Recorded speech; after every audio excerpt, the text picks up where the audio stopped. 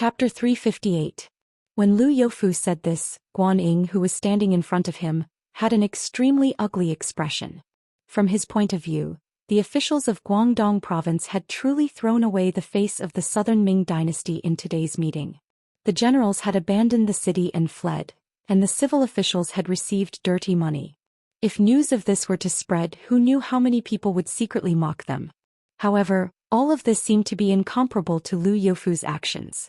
This person had actually openly bribed. Moreover, he had done it in front of so many people. Was he not afraid that Yang Chendong would get angry again and take his anger out on him? Just as Guan Ying was feeling angry and resentful, Yang Chendong, who had originally been standing there with an unfriendly expression, suddenly sat down. Then his expression relaxed as he asked, "Oh? Willing to donate your family's wealth for military expenses? How much is that? Let me tell you, without me, the imperial envoy, I cannot agree." If the performance of Lu Youfu and the others was already shocking, then when Yang Chendong spoke, it was as if the entire audience had been struck by lightning. At this moment, everyone stood there with a stupefied expression. There were even some people who used their hands to pull at their ears, as if trying to see if there was something wrong with their hearing. One was publicly bribing, the other was publicly bribing. Moreover, all of the people present were important officials of Guangdong. There was no lack of important officials and generals. This scene that he didn't even dare to imagine actually happened. At this moment, even Lu Youfu, who had helplessly spoken the words of bribery, was similarly shocked. He stood there not knowing what to do. Seeing that the tent had suddenly become quiet, Yang Chendong seemed to be very displeased with everyone's performance. What? Could it be that this imperial envoy did not speak clearly enough? Or is it that the guilty official Han Qing is unwilling to pay? I am willing. After finally understanding that all of this was true, Han Qing was like a drowning person who had suddenly grabbed onto a piece of dead wood. He repeatedly said, "The guilty official is willing to pay. How much?" Yang Chendong leaned on the document in front of him and stared into Han Qing's eyes. Pay. Han Qing thought about how Yang Chendong had said he could not take too little. Thinking that this kind of opportunity might not appear a second time, he gritted his teeth and said, "I am willing to take out 200,000 liang of silver to atone for my crimes. Please give me another chance." 200,000. Hearing such an answer, Yang Chendong repeated it softly. Then he stopped talking and looked like he was thinking. This scene really scared Han Qing. He thought that the amount of silver he offered was too little. At that moment he hardened his heart and said, "I am willing to offer 400,000 silver taels. This is all I have. I don't have any more." "Oh, 400,000 taels. After all, you're a second-rank official of the imperial court. You're worth this price. Since it's like this, let's forget about it. I will not pursue your crimes. As for how the emperor will deal with you, it has nothing to do with me." Yang Chendong waved his hand. This also made Han Qing, kneeling there, let out a breath. He knew that he was fine for now. As for the emperor, based on his relationship with a few important officials in Jingdou, there was still room for negotiation. He was just afraid that he would need to borrow money to get through the disaster. Han Qing had no crimes. The kneeling Zhaoqing General Jia Ping seemed to have seen the hope of rebirth. Ignoring the pain in his body when he was pressed down, he shouted loudly, "Imperial envoy, the guilty general is also willing to use silver to atone for his crimes." "You're also willing to use silver?" Yang Chendong seemed to ask with interest. "Yes, the guilty general is willing to use silver. He is also willing to take out 400,000 taels of silver for the expenses of the mercenary army," Jia Ping said loudly, as if he was afraid that Yang Chendong could not hear him clearly. "Oh, you're only a 4th-level general, yet you're willing to take out 400,000 taels of silver. It is indeed a lot." After Yang Chendong's words fell, everyone else had an expression of understanding. It seemed that Jia Ping was also going to be offended. Before everyone's expressions completely relaxed, Yang Chendong, who had been speaking peacefully, suddenly changed his expression. Following this, he shouted in a roaring voice, "Because of you, tens of thousands of people in Zhaoqing Manor have suffered. Who knows how many southern Ming soldiers have died because of this? You still have the face to talk to me about silver? Where is the imperial sword?" "Here." Tiger's Mane, who was standing to the side, handed over the long sword that Kuang Yi had left behind. It represented that it could behead incapable rulers and slanderers.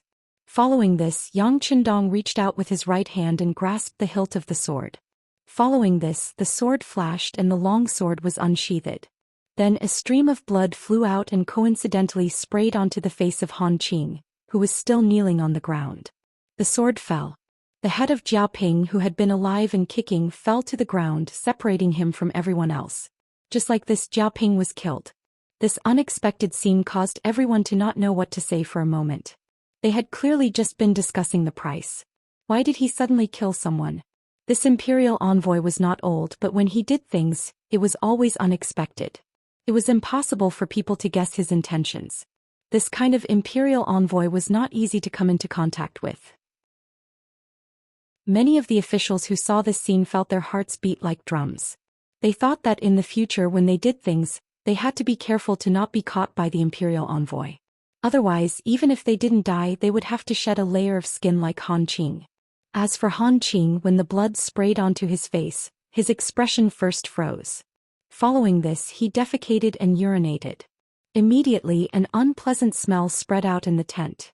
It had to be said that as the person in charge of criminal justice and public affairs, he had seen the world. The number of people who had died under his orders was not small, so it shouldn't be like this. However, if there was something to be blamed, it was Yang Qindong's actions that were too fast. Furthermore, Han Qing himself had committed a crime. He thought that if he hadn't paid the silver earlier, his head would probably have fallen to the ground. How could he not be afraid?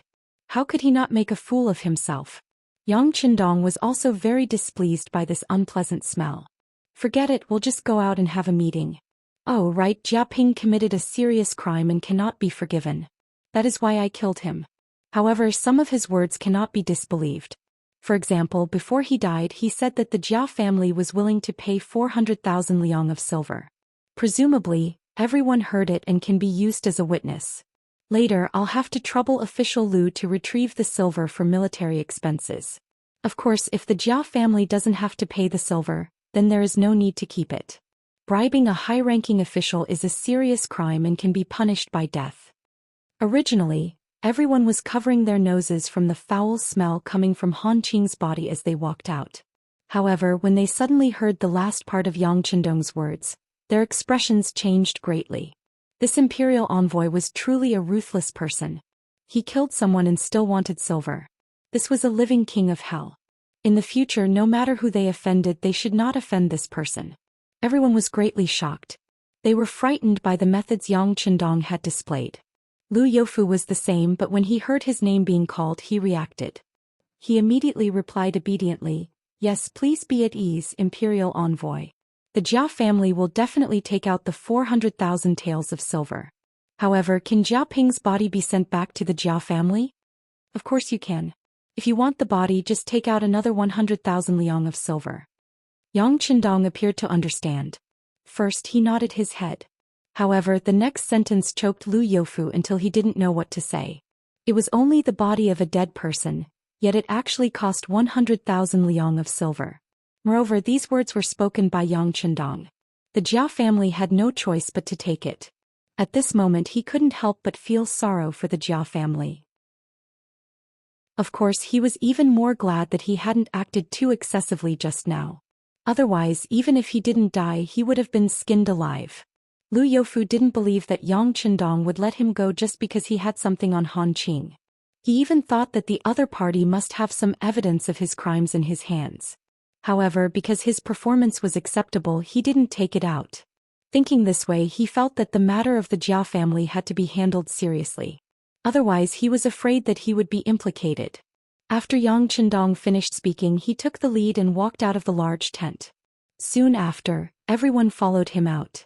Once they were out of the tent, the air became a lot fresher. Yang Qindong took a deep breath and said, "Is Pingle General He Xing here?" "This general is here." When his name was called, He Xing was first stunned. Then he responded and walked toward Yang Qindong.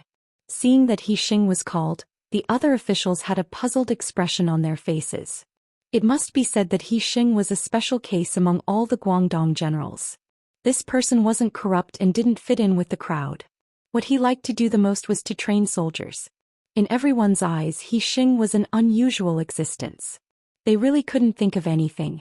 Could it be that this kind of person had fallen into the hands of the imperial envoy? If that was the case, then would there be anyone here who was innocent? While everyone was puzzled, they saw Xing walking to Yang Qindong's side in the distance. Then the two of them exchanged a few words. After that, this Peace Joy Mansion's general left in high spirits. Nothing happened. Everyone looked at each other. Only then did they realize that this was the imperial envoy arranging military affairs. After understanding this point, everyone was even more puzzled. What did this mean?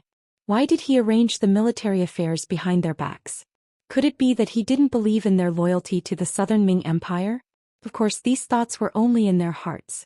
If there was anyone who dared to stand out and criticize Yang Qindong, they would have already lost their courage. On the other side, after Xing was called away, Shao Province's General Yu Guang was also called over. Then he nodded and quickly left the place. After taking their seats, Yang Qindong turned around and looked at everyone with a smile. I'm sure everyone must be hungry after being busy. Lord Lu, have you prepared something to eat? It's ready, it's ready. Everything has been arranged in Guangzhou City. Imperial Envoy, please go ahead. Seeing that the official business was finally over, Lu Youfu couldn't help but feel relieved. He responded with a smile. Chapter 359. Good. Since that is the case, let's enter the city. Yang Qindong waved his hand. Immediately, everyone entered Guangzhou City in a grandiose manner. The news of Yang Qindong killing Jia Ping and severely punishing Han Qing quickly spread throughout the city and the army. When some of the commoners and soldiers heard this news, they were all overjoyed. Not to mention the skill of this young imperial envoy in battle, at least his ability to govern was not bad. The commoners were like this. As long as someone punished a corrupt official, they would be happy. As for whether or not they would be able to gain anything because of this, that was not something they cared about. Lu Youfu gave Yang Qindong a very good residence in Guangzhou City to live in. Naturally, Yang Qindong would not refuse such good intentions. At the same time, he gladly accepted he had his wife Hu Yan and the others move in as well. Not only that, but he also had the back garden tidy up. Then he had the third wife, Lady Shui, invite the number one courtesan by the Qinhuai River, Su Munaer, to liven things up. Finally, she could see Yang Qindong's face. Although she was invited over as an entertainer, the servant girl, Xiao Yun, also had many objections. However, as the main character, Su Munaer was not angry at all. In her opinion, being able to come into contact with Yang Qindong was the first step to success. As for how it was done, that was not the most important thing. Moreover, the moment she entered the city, she had heard about Yang Qindong's actions in the large tent. He was very curious. Was this imperial envoy who had openly bribed someone not afraid that the matter would reach the emperor and he would be punished? Where did he have the confidence to do such a thing?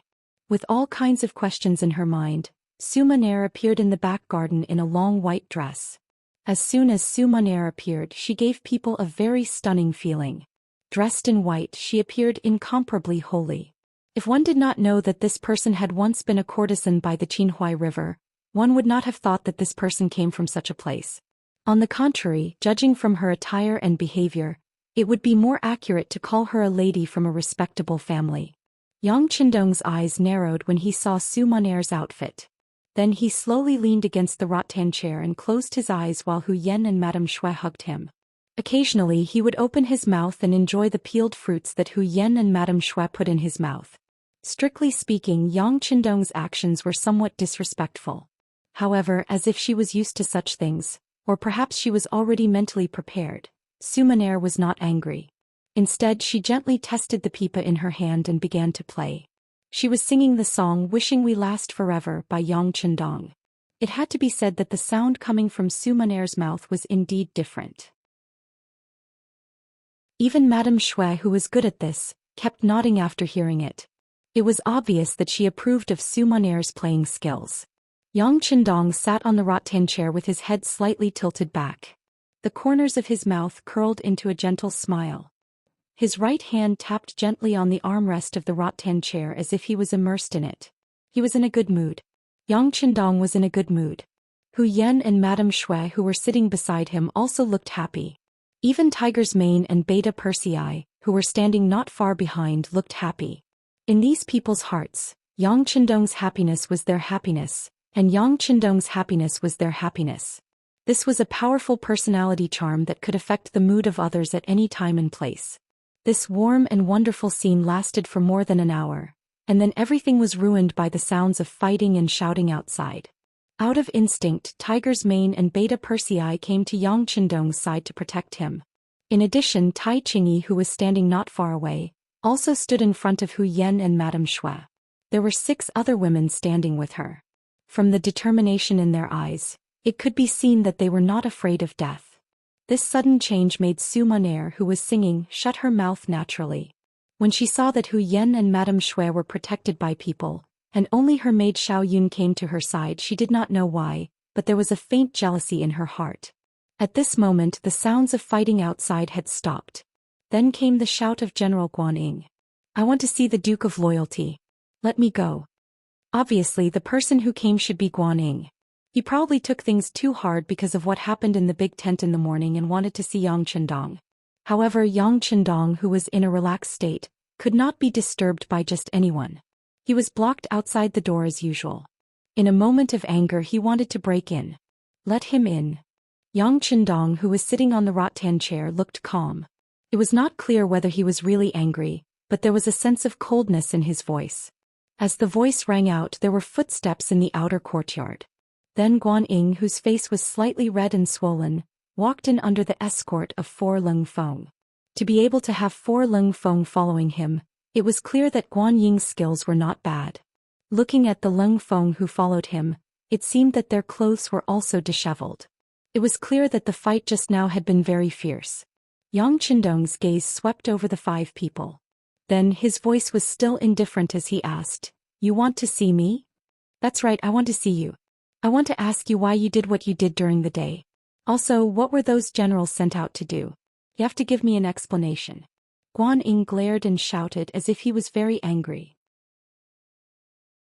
Guanying's shout entered his ears clearly. Sitting there, Yang Chendong first frowned slightly. His gaze swept over Guanying's body again and again. Then his smile seemed to be forcefully wiped away by an invisible hand. His expression suddenly became much more serious. "Who do you think you are? Do you think I am someone you can see whenever you want to? What I want to do, is it something you can question? You still have an explanation? Let me tell you, even the emperor of the Southern Ming Empire would not order me like this. Since you want an explanation, then I'll give you one." Beta Persei beat him. Yang Chendong's sudden anger scared Guanyin. All this time, although Yang Chendong's actions were unpredictable, his attitude towards him could be considered friendly. At least he didn't get angry at him to the point that he forgot his identity. Now that he was suddenly reprimanded by Yang Chendong, he realized that he was just a small character. The reason why he didn't do anything to him was because he didn't put him in his eyes and didn't treat him as a dish. Now that he suddenly appeared and disturbed the other party's happy mood, was he going to punish him? As he thought this, he raised his head again and saw the tall Beta Persei walking towards him. Suddenly, anger flashed in his eyes. Guanyin had been in the army and his performance was excellent. His skills were also better than ordinary people. This time, when he followed Kuangya Minister to inspect the various guards, he was more often than not a guard. From this, it could be seen that his skills were quite good. This was also the reason why he dared to charge in alone. But just now, the 4 people he didn't put in his eyes taught him how to be a person. If it was a one-on-one, he was confident that none of the 4 would be a match for him. But in a group fight, the 4 people cooperated very well and he quickly fell into a disadvantage, to the point that he was pressed to the ground. This was already quite embarrassing. Now Yang Chendong only sent 1 person. Although he was tall, this didn't mean anything. Sometimes a tall and strong person didn't necessarily win in a fight. Strength didn't mean everything. Flexibility and timely exertion of strength were more important. Good. If it's a one-on-one, if I win, can I sit down and have a good talk with the Duke? Seeing that Beta Persei was already in front of him, Guanyin knew that he had to fight, so he asked Yang Chendong loudly. "Ha ha ha." Guanying's shout attracted a burst of laughter from the surrounding people. This laughter was like a slap to Guanying's face, making him feel humiliated. "You're going too far." Guanyin didn't get a reply from Yang Chendong and was instead ridiculed by the crowd. In his anger, he immediately stomped on the ground and flew up. Then with a step in the air, he kicked at Beta Persei's head. This kick was fast and accurate. Beta Persei was really stepped on, he would probably fall to the ground. Without resting for a month he would never be able to recover. Seeing this kick land, Sumaner, who was watching this scene, couldn't help but cover her mouth with her white fingers. From the looks of it she was quite frightened. The servant girl Xiao Yun was much worse than Sumaner. She had already opened her mouth and started screaming. Amidst such screams, Beta Persei's 2 arms, which were as strong as a woman's calves, suddenly stretched out and grabbed at Guan Ying's legs. Everyone said that an arm couldn't win against a leg. From this, it could be seen that in terms of strength, arms and legs were not equal. However, this saying didn't seem to be practical when applied to Beta Persei. When the pair of arms stretched out to grab, the pair of legs, which should have been invincible, seemed to have been stopped in time. They were grabbed by something and fell into Beta Persei's hands. Then they were restrained and couldn't move. When the pair of arms reached out, they accurately grabbed a pair of ankles.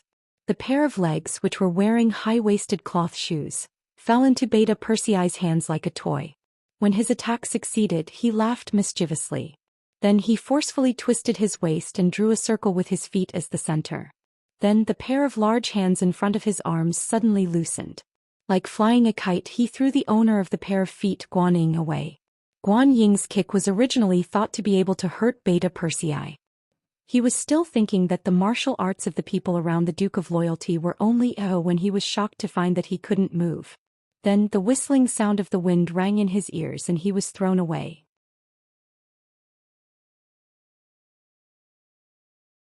Chapter 360. Out of instinct, Guan Ying tried his best to find a direction and a safe way to land. Therefore, when his body landed, he rolled on the ground awkwardly. Then he got up from the ground with dust all over his body and squatted on the ground. Everything just happened too quickly. Even with Guan Ying's ability, he did not have the time to fully accept and digest it. However, just when he was still feeling a little dizzy, a large foot kicked him in the same way as he did to himself. Guan Ying only saw a black shadow in front of him and a pair of big feet came towards him. Out of instinct, he raised his arms to block. Bang!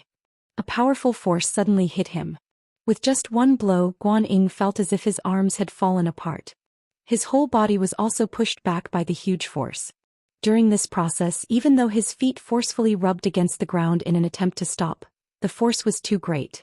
Even the soles of his high-waisted cloth shoes were worn out, revealing the soles of his feet. His body still flew back 4 to 5 meters before coming to a stop. Just as his body stopped, the black shadow rushed over again. This was Beta Persei's hot pursuit. As Yang Chendong once said, "Take advantage of the enemy's weakness, take the enemy's life. Kindness to the enemy is cruelty to oneself." He had gained the upper hand with one move and followed up with another attack. A pair of strong thick arms had already reached over and his fists turned into palms. He grabbed Guan Ying's body, which was still in shock and dizzy. After 2 consecutive blows, Guan Ying had lost his previous accurate judgment, so Beta Persei easily grabbed his arms and lifted him up. When his body suddenly leaned back, Guan Ying's body was thrown into a backflip by the inertia. This backward somersault was completely unexpected, and it was not what Guan Ying wanted either. This blow caused his body to come into close contact with the ground. The moment he was bombarded to the ground, he only felt that his eyes were dazed, and his whole body was in discomfort as if it had fallen apart. Thanks to his usual training, his physical fitness was not bad. However, if it was anyone else, just this strike alone would have been enough to take their life. Even so, Guan Ying was completely stunned by the fall. He had no idea that his opponent, Beta Persei, had already gotten up and lifted a large foot to stomp on his waist. A person's waist was flexible, but at the same time, it was also very fragile. Once the 200 kilograms Beta Persei stepped on it, the consequences would be unimaginable. Even if they didn't lose their lives, they wouldn't be able to stand up for the rest of their lives. Fortunately, at this moment Yang Chendong's voice suddenly rang out. "All right, stop." As soon as this voice rang out, Yang Er, who had a ferocious expression on his face and was about to land his foot on the ground, suddenly froze. He stood there motionless, as if he was one of the 7 fairies who had been immobilized by Sun Wukong. After maintaining this posture for about a breath of time, the big foot moved to the side and came into close contact with the ground again. A short battle ended just like that. From the beginning to the end, Guan was the first to take the initiative to attack. The rest of the time he was on the defensive and even took a beating. From this, it could be seen that the difference in strength between the two was huge. No one went to help Guan up. They just let him lie on the ground and gasp for breath, his chest rising and falling one after another. This was the consequence of offending the sixth young master. If it wasn't for Yang Qindong's order, he would have lost his life by now. As time passed, no one spoke in the entire back garden, as if they were waiting for something. After about 10 breaths of time, Guan finally moved. He struggled to sit up and then slowly stood up with his arms supporting his body. However, at this moment, no matter how one looked at it, his body was somewhat bent, and it seemed that he had suffered some minor injuries. Standing up, Guan turned to look at Yang Qindong. There was incomparable anger in his eyes, but also pity and sorrow. He couldn't beat him in a fight and he couldn't talk through it. Regardless of whether it was wealth, power, status, or skill, the two sides were not on the same level. This made him feel a sense of inferiority. He finally realized that the mission Kuangya minister had given him was not going to be so easy to complete. "You're not dead yet, right? If you're not dead, then stand there and listen to me. Didn't you want me to give you an explanation? Then I'll tell you right now, I am the imperial envoy, and it was your minister Kuangya who begged me to come. Since I am the general at the front, I naturally know what to do. I don't need anyone to teach me. Do you understand?" Looking straight at Guan Yang Qindong's voice rang out in the courtyard. Yang Qindong was emphasizing his identity. Hearing this, Guan instinctively nodded. Naturally, he knew these things. He also knew that as the imperial envoy and the general at the front personally appointed by the emperor, he did indeed have the power to do anything. He was angry that the other party didn't tell him what he was going to do and didn't discuss the matter of sending out the army. This made him feel a sense of inferiority. Guan nodded. Yang Qindong continued, "It's good that you know these things. As for killing Jiaoping as Zhaoqing general, he led the escape and caused the morale of the army to be in chaos. Tens of thousands of civilians were trapped in the city and killed by the bandits. Shouldn't he be killed for his actions?" Han Qing, as an important official of the country, actually accepted bribes. It shouldn't be a problem to heavily punish him. The emperor has said that we can take the money for the mercenaries ourselves. This is just one way of taking it. Wanting the horse to run but not giving the horse grass, this is not something I can do. As for the matter of moving the army, this is a secret. If I publicly announce the plan, can you guarantee that the military plan will not be leaked? Will it not be known by the bandits? You should wake up. I have my own plans for what to do. As for whether you can understand or not, this is not my problem. It is your problem. If it must be said, it is you who is cooperating with me and not me who is cooperating with you. When you encounter a problem, it is best if you can think it through. If you can't, then think hard. If you can't think it through, you can go back to Nanjing and be an official of the Ministry of War. That will save you the trouble of worrying here. Yang Qindong's voice carried some severity. Those familiar with Yang Qindong knew that if he could be strict with you, it meant that he still thought highly of you. On the other hand, if he didn't even want you to do it, then he was truly giving up on you. That was the most fatal thing. After saying this to Han Qing, Yang Qindong waved his hand. He didn't care whether the other party understood or not. He said loudly, "Okay, today is the first time you barged in like this, and it will also be the last time. But if something like this happens again, I will take your life. You can leave now. I still want to listen to music. Don't disturb my mood." After saying this, Yang Qindong leaned his body against the rattan chair and then slowly closed his eyes. Madame Shui, who was sitting beside Yang Qindong, saw her husband's behavior and couldn't help but smile. She then looked at Su Monair, who was still in shock, and said, "Miss Su, please continue." Su Monair replied mechanically. Then she readjusted her state of mind. After that, a pleasant voice came out from her mouth and entered Yang Qindong's ears, causing his expression to become one of enjoyment and joy once again. Amidst such a beautiful voice, Guan dragged his injured body out of the back garden. Yang Qindong had finally given him an explanation. From the other party's words, he didn't seem to have gone overboard. As an imperial envoy, he had appeared in the unfamiliar environment of Guangdong. If he couldn't break through with his first 3 strikes, how could he make others listen to him? Looking at it now, he had done it. Now speaking of the imperial envoy from Liu Youfu to the insignificant officials who had seen this scene, all of them felt their hearts tremble. This made everyone pay extra attention to his orders. Wasn't this what Guan Ying himself had hoped to see before? He thought that perhaps this was the method of the Duke of Loyalty and Courage. Now that the move had been used, it was up to whether or not he could really quell the rebels. In the rebel camp. In the government office of the former Zhaoqing Manor, Huang Yuliang was gathering his generals for a so-called military meeting. Ever since Yingzong was defeated at Tumu Fortress 2 years ago and lost 500,000 elite soldiers, the powerful Great Ming dynasty began to decline. Zhou Xian, who had retreated to Nanjing, established the capital here and established the Southern Ming dynasty. In order to fill the national treasury, the Southern Ming dynasty added a lot of excessive taxes. When it fell on the commoners, it was unspeakably bitter and the people had no way to make a living. It was under such circumstances that Huang Xiaoyang brought a group of brothers to start a peasant uprising in Guangdong. At the beginning of the uprising, they received the support of many poor commoners. The group expanded and took over a few counties, reaching a certain scale. At the same time, they were suppressed by the Southern Ming dynasty. When faced with the Ming army coming from all directions, the unorganized peasant group was quickly calmed down.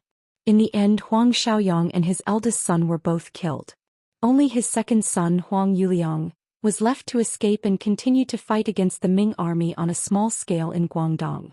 There was constant encirclement and suppression. In such an environment, the space left for Huang Yuliang to survive became smaller and smaller. Just as he was about to be trapped, surrounded, and even destroyed, the Ming army that had surrounded him suddenly retreated by more than half. This sudden change made Huang Yuliang feel a sense of confusion. However, he immediately received news that the king of Minzhuang, Zhu Huixin, was rebelling in Yunnan. Not long after, he received a personal letter from the king of Minzhuang. The general idea was that he was willing to ally with him. They would help each other and work together.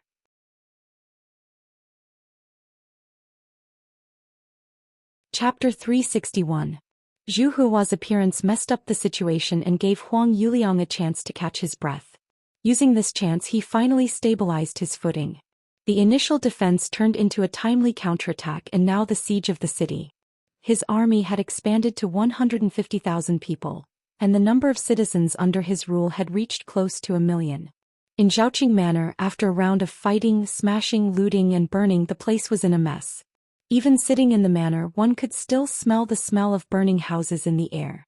Huang Yuliang sat on the main seat and casually glanced at his subordinates.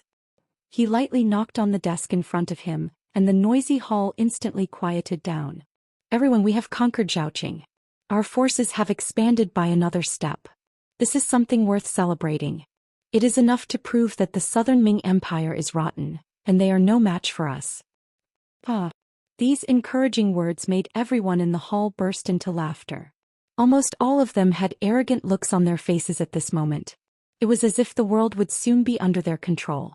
Huang Yuliang also laughed along with everyone, but he quickly stopped laughing. But Zhaoqing Manor is not our target. According to the plan discussed with Zhu Huihua, we need to conquer the Guangzhou Manor and even the entire Guangdong province. Only then can we better suppress the Southern Ming Empire's military strength, make our name known, and expand our forces. So, we need to keep advancing and advancing. Yes, we cannot be satisfied. There are more wealth and beauties waiting for us. We need to continue attacking. Geng Jun, the leader of the 4 heavenly kings and the only one who followed young Master Huang to Zhaoqing Manor, stood up and agreed with Huang Yuliang.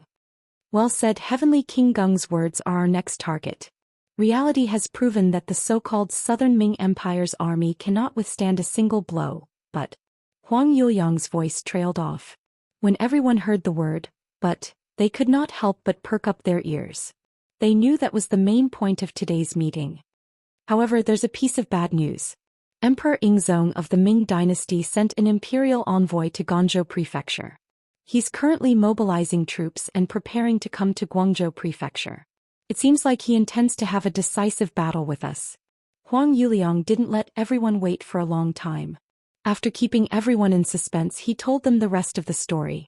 After saying this, he intentionally shrugged his shoulders. Oh right, I heard that the imperial envoy is the great Ming's Duke of Loyalty. Oh, he's only 21 years old this year. Who? As Huang Yuliang finished his last sentence, there was a burst of exhalation in the hall. Originally, when they heard that the Southern Ming Empire had sent a large army and an imperial envoy to fight with them, they were still a little nervous. No matter what, the Ming army's combat power was still very strong. In addition, the Ming army was very strong. If they really gathered their strength to counterattack, they would have to retreat. However, when they heard that the imperial envoy was a young man who was only 21 years old, they all laughed. Their faces, which had just become tense, completely relaxed at this moment. As for the great Ming's Duke of Loyalty, these people naturally ignored him. Perhaps in their eyes, the so-called nobility of the Ming dynasty was just someone who had a good life and came from a good family. They definitely wouldn't believe that such a person would have any ability. These people would overlook Yang Qindong and the Duke of Loyalty. Naturally, it was because of the lack of information. News was not smooth, public opinion was not developed, and Yang Qindong was only known around the capital of Baiming. In addition, Emperor Ingzong Zhou Xian intentionally downplayed this person's name. Yang Qindong's name was indeed not well known in the south. Without anyone knowing, these people naturally judged people based on their first impression of him. He was only a 21-year-old young man. How could he be in the eyes of these generals who relied on their own hard work to obtain results? Everyone had an indifferent expression, and Huang Yuliang also laughed along. He himself also didn't know much about Yang Qindong. Or rather, he didn't want to know. He was only a young man in his early 20s, so he didn't put him in his eyes. If it wasn't to motivate his subordinates, he probably wouldn't even mention a word about the sixth young master. Good brothers. The Southern Ming dynasty has no one. They actually sent a little kid to lead the army. Do they really think we are made of mud? Since it's like this, let's show them our strength and let them know how powerful we are.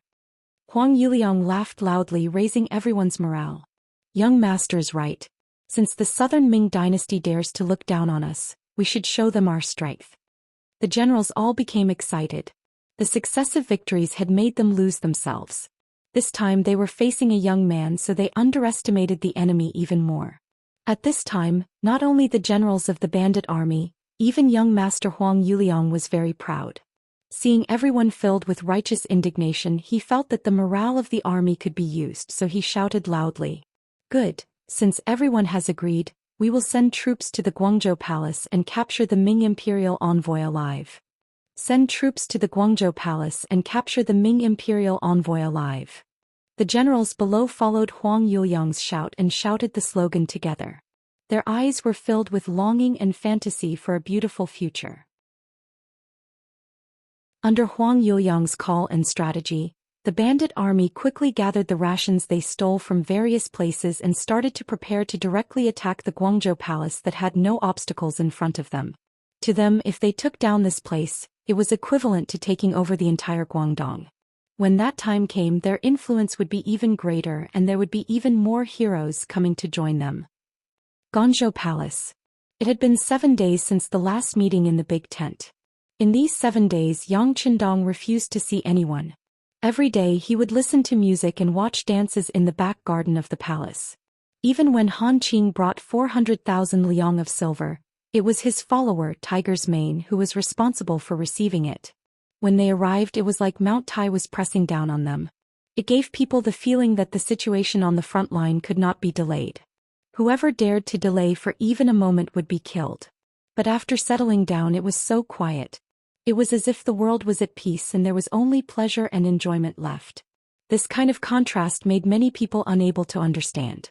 However, due to the fact that Yang Qindong had killed Jiaping and punished Han Qing, he was too ruthless. Although everyone couldn't figure it out, no one dared to ask. The entire situation seemed to have stopped here. Yang Qindong relied on the name of the imperial envoy and his decisive actions last time to make everyone feel afraid. No one dared to disturb him. In comparison, the Guangdong political commissioner Liu Youfu and General Guan Ying did not receive such treatment. The palace they were temporarily staying in was filled with people and carriages every day. Many people came to ask about how to deal with the upcoming battle. As the Guangdong political commissioner, Liu Youfu was more worried about the situation in Guangdong than anyone else. After all, if there was a big problem here, he would certainly be at fault. He had originally been shocked by Yang Qindong's methods when he first arrived. He thought that with such an imperial envoy, the Guangdong matter should not be difficult to resolve. But after 7 days there was suddenly no movement and he couldn't sit still any longer. Until one day he suddenly received a battle report saying that Huang Yuliang's bandit army had already set out from Zhaoqing Palace. When the army's vanguard headed straight for the Guangzhou Palace, he could not sit still no matter what. Men, prepare horses. We are going to General Guan's palace. In General Guan's palace, Guan Ying was writing a battle report in his study. The so-called battle report was Guan Ying's daily report of the battle on the front line to the southern Ming court. If there was a battle and there were results, it could be reported twice a day or even thrice a day. But now, even if it was a battle report a day, Guan Ying did not know how to write it. Speaking of which, Guan Ying was slightly different from normal generals in the army. He had studied before and had even become a Xianxia. It was only because he had no hope of becoming a Xianxia that he changed careers and joined the army. Because of his quick thinking and outstanding performance, he was recognized by Kuang Yi and was transferred into the military. It was not difficult for a Xianxia to write a battle report. But now the same thing in his eyes was giving him a headache. He didn't want the emperor and minister Xia to worry, but he couldn't go against his will and report the war. Helpless, Guan Ying painfully wrote on the white paper that today was peaceful. The 3 armies didn't move and everything was as usual. After writing this, he called for a personal attendant and had him report it to the relay station. After sitting down, Guan Ying stood in front of the window and moved his waist, which had not fully recovered from the injury. 7 days ago, after being taught a lesson by Beta Persei, he endured the pain in his waist and returned to the palace. Then he lay in bed for 3 days. Even the battle report was written on the bed. After 3 days he could get out of bed and walk. He had been looking forward to Yang Qindong's next move. But after waiting for another 4 days there was still no movement. Gradually his heart, which had been calmed by Yang Qindong's words, became restless again. Standing in front of the window and thinking about what Yang Qindong had said to him, Guan Ying's expression became more and more confused. He admitted that after being taught a lesson that day, Yang Qindong's words were not wrong. Since it was a military secret, the more confidential it was, the better. After all, Guangdong had lost 5 major cities in a row. If one were to say that there were no bandit spies in the government, even he himself would not believe it.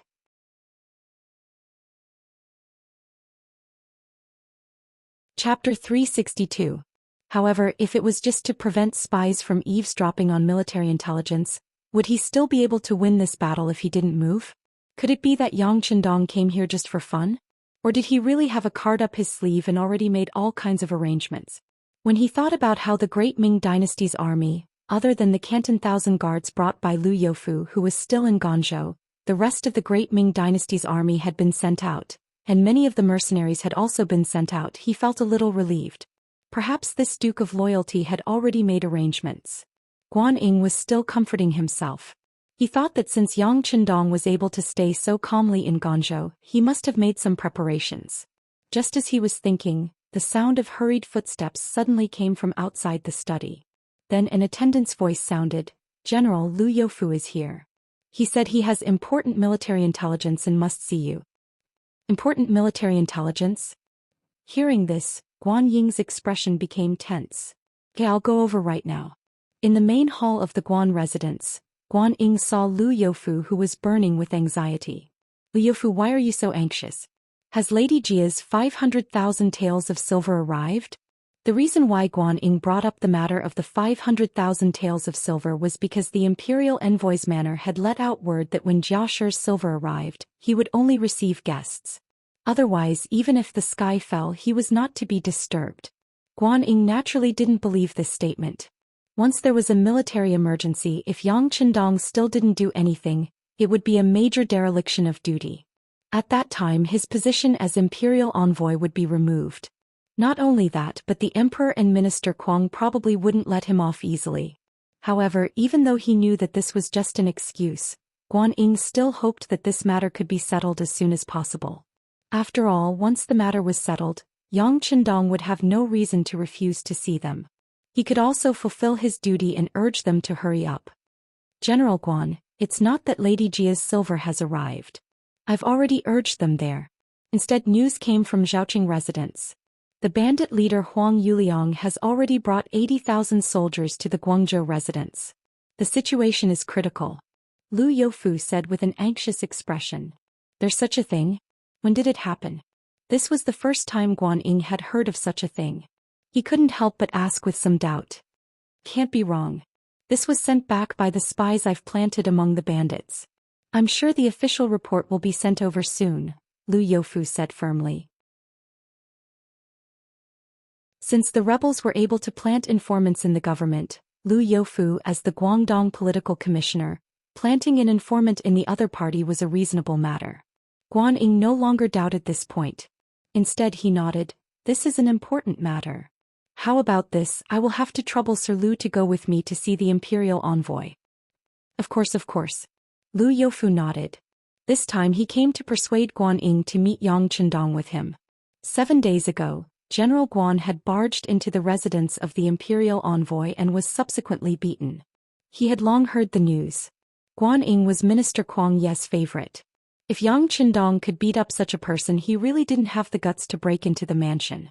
Guan Ying agreed. After having a companion, Lu Youfu also had some confidence. Immediately, the two of them left the manor together and headed straight for Yang Chendong's residence.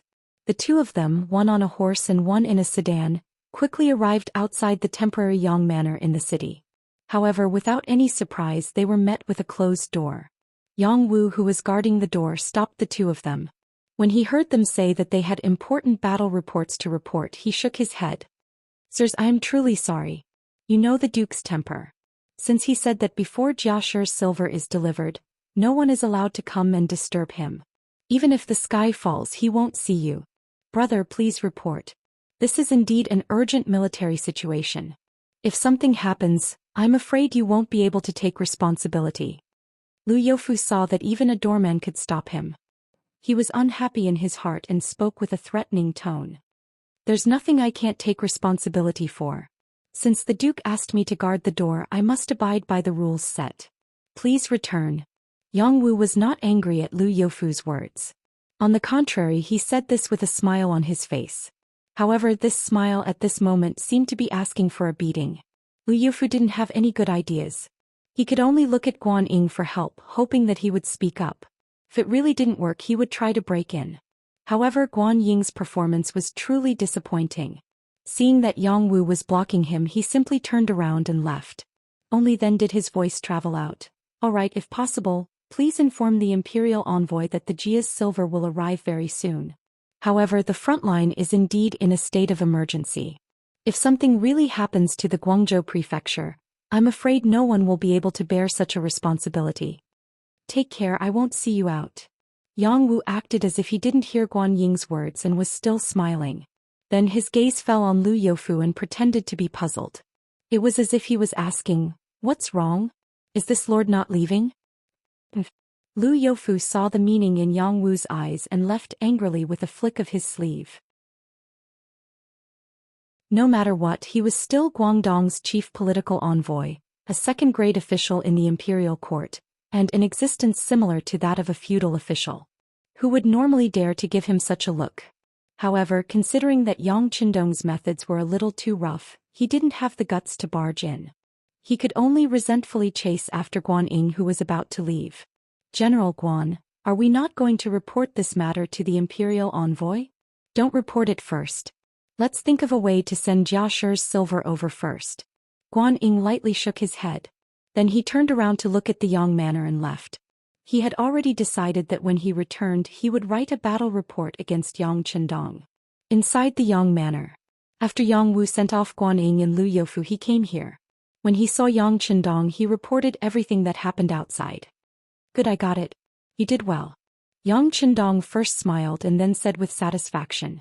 After Yang Wu left happily, he looked at Yang San, who was in the study, and said, it seems that they also arranged spies among the bandits. The news is actually not much later than ours. Yes, it should be Lu Youfu's doing. It seems that this person is not muddle-headed. Yang San nodded in agreement.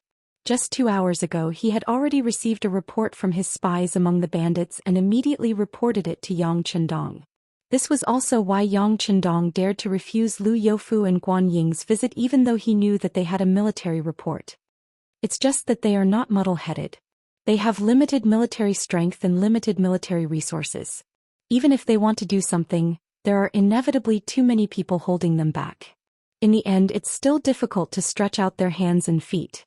Yang Chendong commented on Lu Youfu's weakness, or it could be said that it was the weakness of the entire southern Ming dynasty. No one would believe that the dignified great Ming dynasty did not have any talents. It was just that because of the restrictions of the environment, it was difficult for people with abilities to stretch out their hands and feet. It was just like how if a young person did not experience some hardships and enough experience, how could they be entrusted with important tasks? When they really made a name for themselves, they would probably already be an old person. At that time, the edges of struggle would have been smoothed out, and their will would not be as high. They would naturally learn the principle of subservience.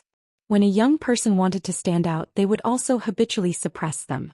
This was a kind of cycle. In this way, each generation was worse than the previous.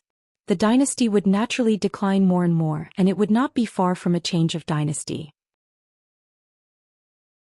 Sighing that the great Ming dynasty was going downhill from prosperity, Yang San, who was standing on the side, said carefully, "Young master, we found some unexpected circumstances regarding Miss Su's matter." Unexpected circumstances? Tell me. Yang Chendong's interest was piqued. He had always been curious about why Su Monair would appear by his side. Since she was the #1 courtesan by the Qinhuai River, she naturally did not lack money. If she was willing, it would not be difficult for her to marry into a noble or minister's family as a concubine. However, she just had to appear by his side and did not seem to want to leave. Why exactly was this? Through observation, Yang Chendong discovered that the other party did not worship him much. This could be felt from the first time they met. If it was not worship, it was even more illogical for him to act like this. This was why he ordered the Security Bureau to investigate this woman's background properly. He even emphasized that they had to start from her background and the people she came into contact with. Yes. Yang San first nodded in agreement, then said in a very careful voice, "Young master, according to your instructions, we first started from Miss Su's background. It was from there that we found out the difference. Although there were many rumors about her background, we finally found out that Miss Su actually came from an official's family. Her grandfather was once the left assistant minister of the Nanjing Sixth Ministry of Rites. His surname was Su and his name was Qing. He was extremely talented." Su Qing? Recalling this name in his mind, Yang Chendong nodded.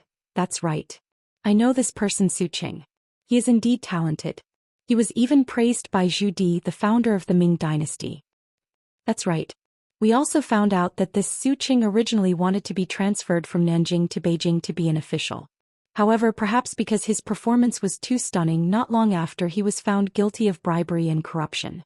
Not long after, he died in prison. Then his family was sent away. Miss Su was in this family. However, her luck was not bad. At that time she was not in the Su residence but in the countryside. Thus she avoided disaster. That's right, the person who accused Su Qing at that time was the current Minister of Rites of the Southern Ming dynasty, Lu Da. Lu Da? Interesting." When he heard this, Yang Chendong's lips curled into a smile.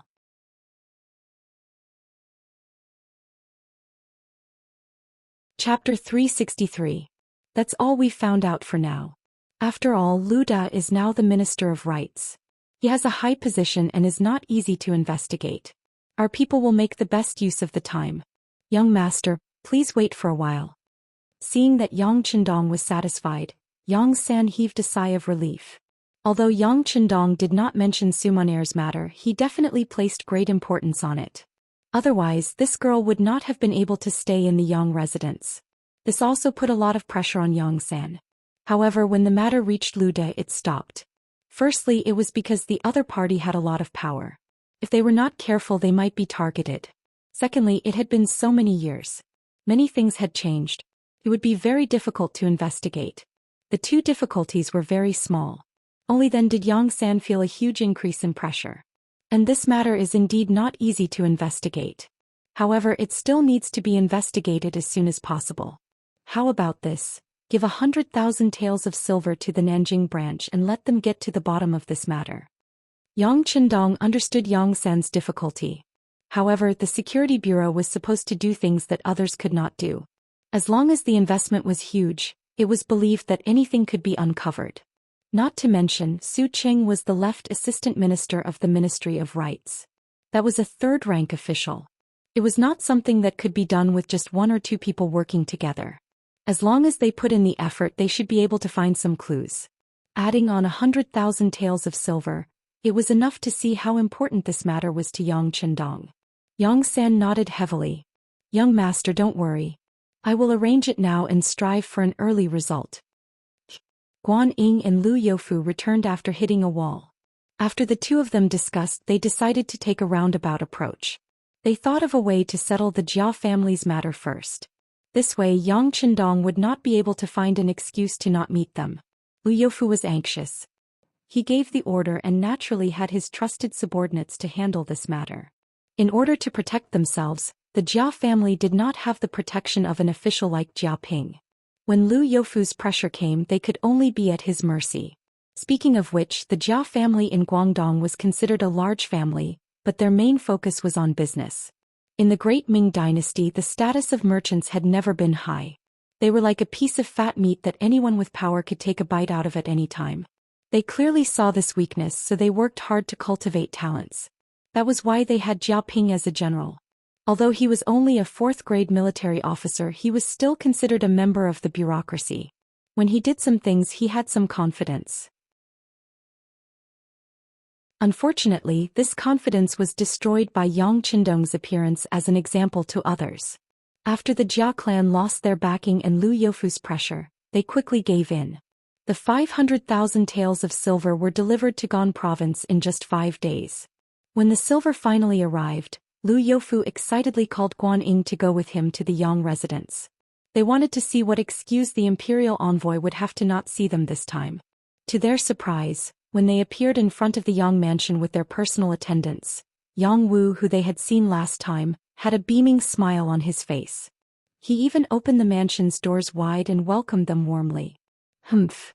Seeing this reality, Lu Youfu couldn't help but lightly snort. Then he and Guan Ying walked into the Yang residence and arrived at the main hall. Not long after, Yang Qindong walked in under the protection of Tiger's Mane and Beta Persei. As soon as he entered, he smiled and cupped his hands. 1 tael of silver is not bad. This matter has truly been hard on the two of you.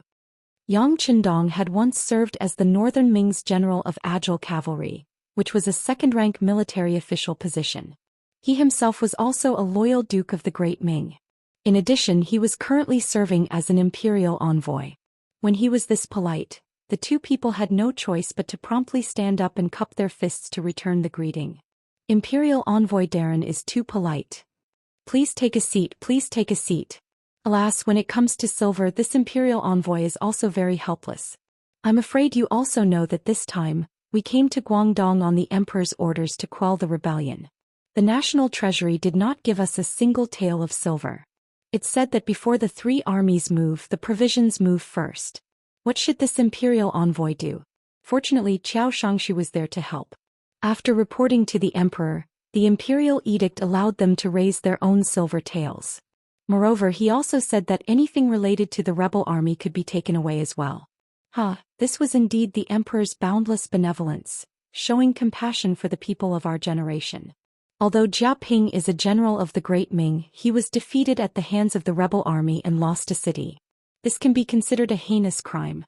You two won't have any objections to taking 500,000 taels of silver from him, right? It seemed like an explanation, but in reality, Yang Qindong was using these words to tell Lu Youfu and Guan Ying that he had an imperial edict to follow for taking the silver. Even if they objected, they could not do anything. Furthermore, in the future this kind of thing could happen at any time. When Lu Youfu and Guan Ying heard this, how could they not understand? In their hearts, they did not like Yang Qindong's greed.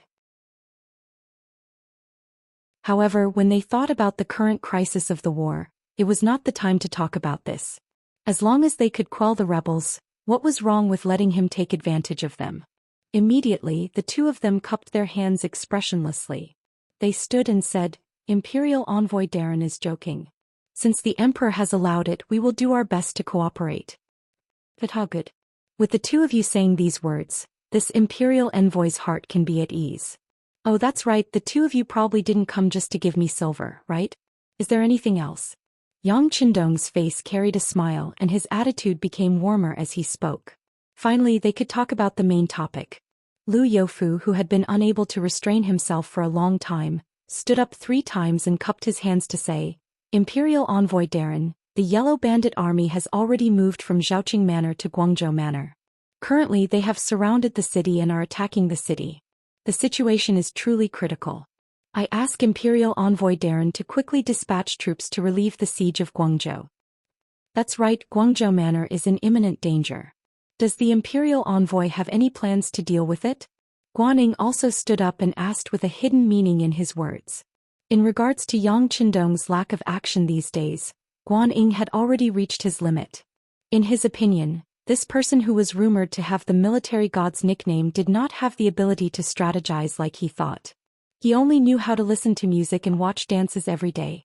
He completely had the image of a young master who enjoyed himself. He really couldn't understand why Kuang Xiangshu had chosen him in the beginning.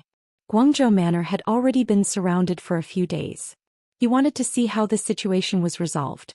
If it couldn't be resolved, how could he explain it to his superiors? Lu Youfu was Guangdong's political envoy and had just been appointed.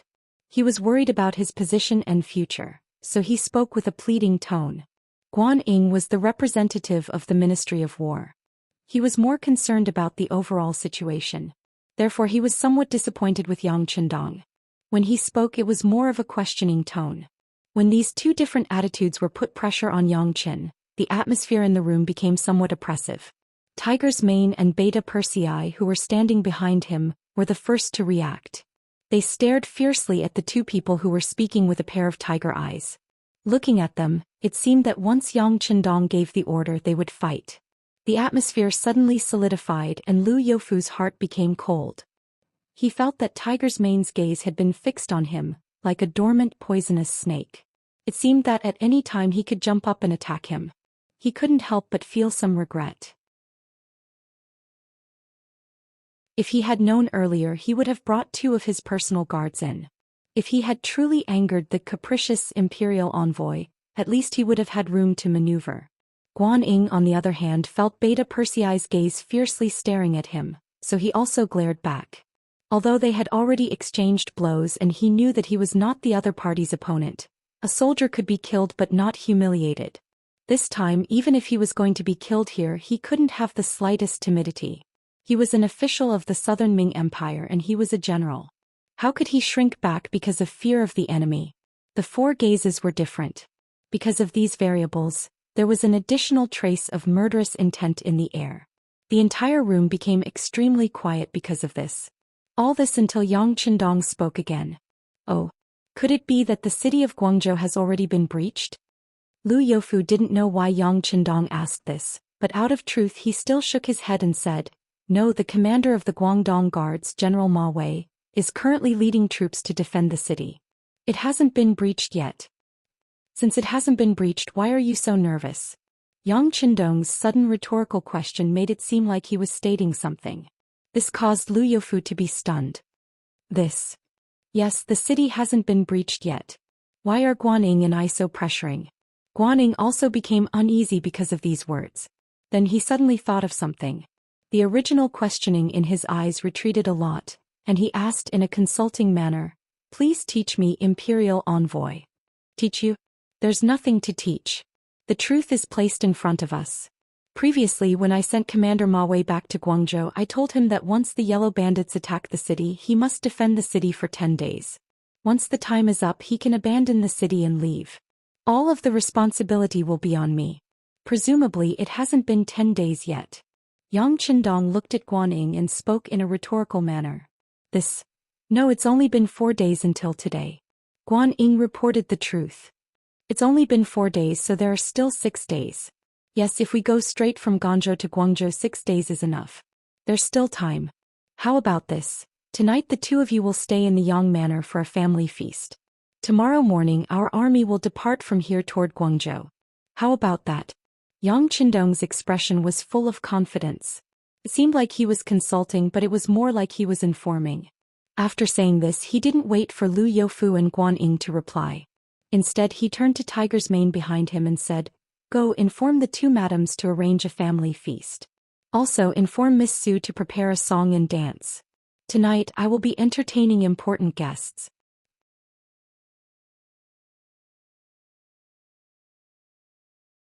Chapter 364.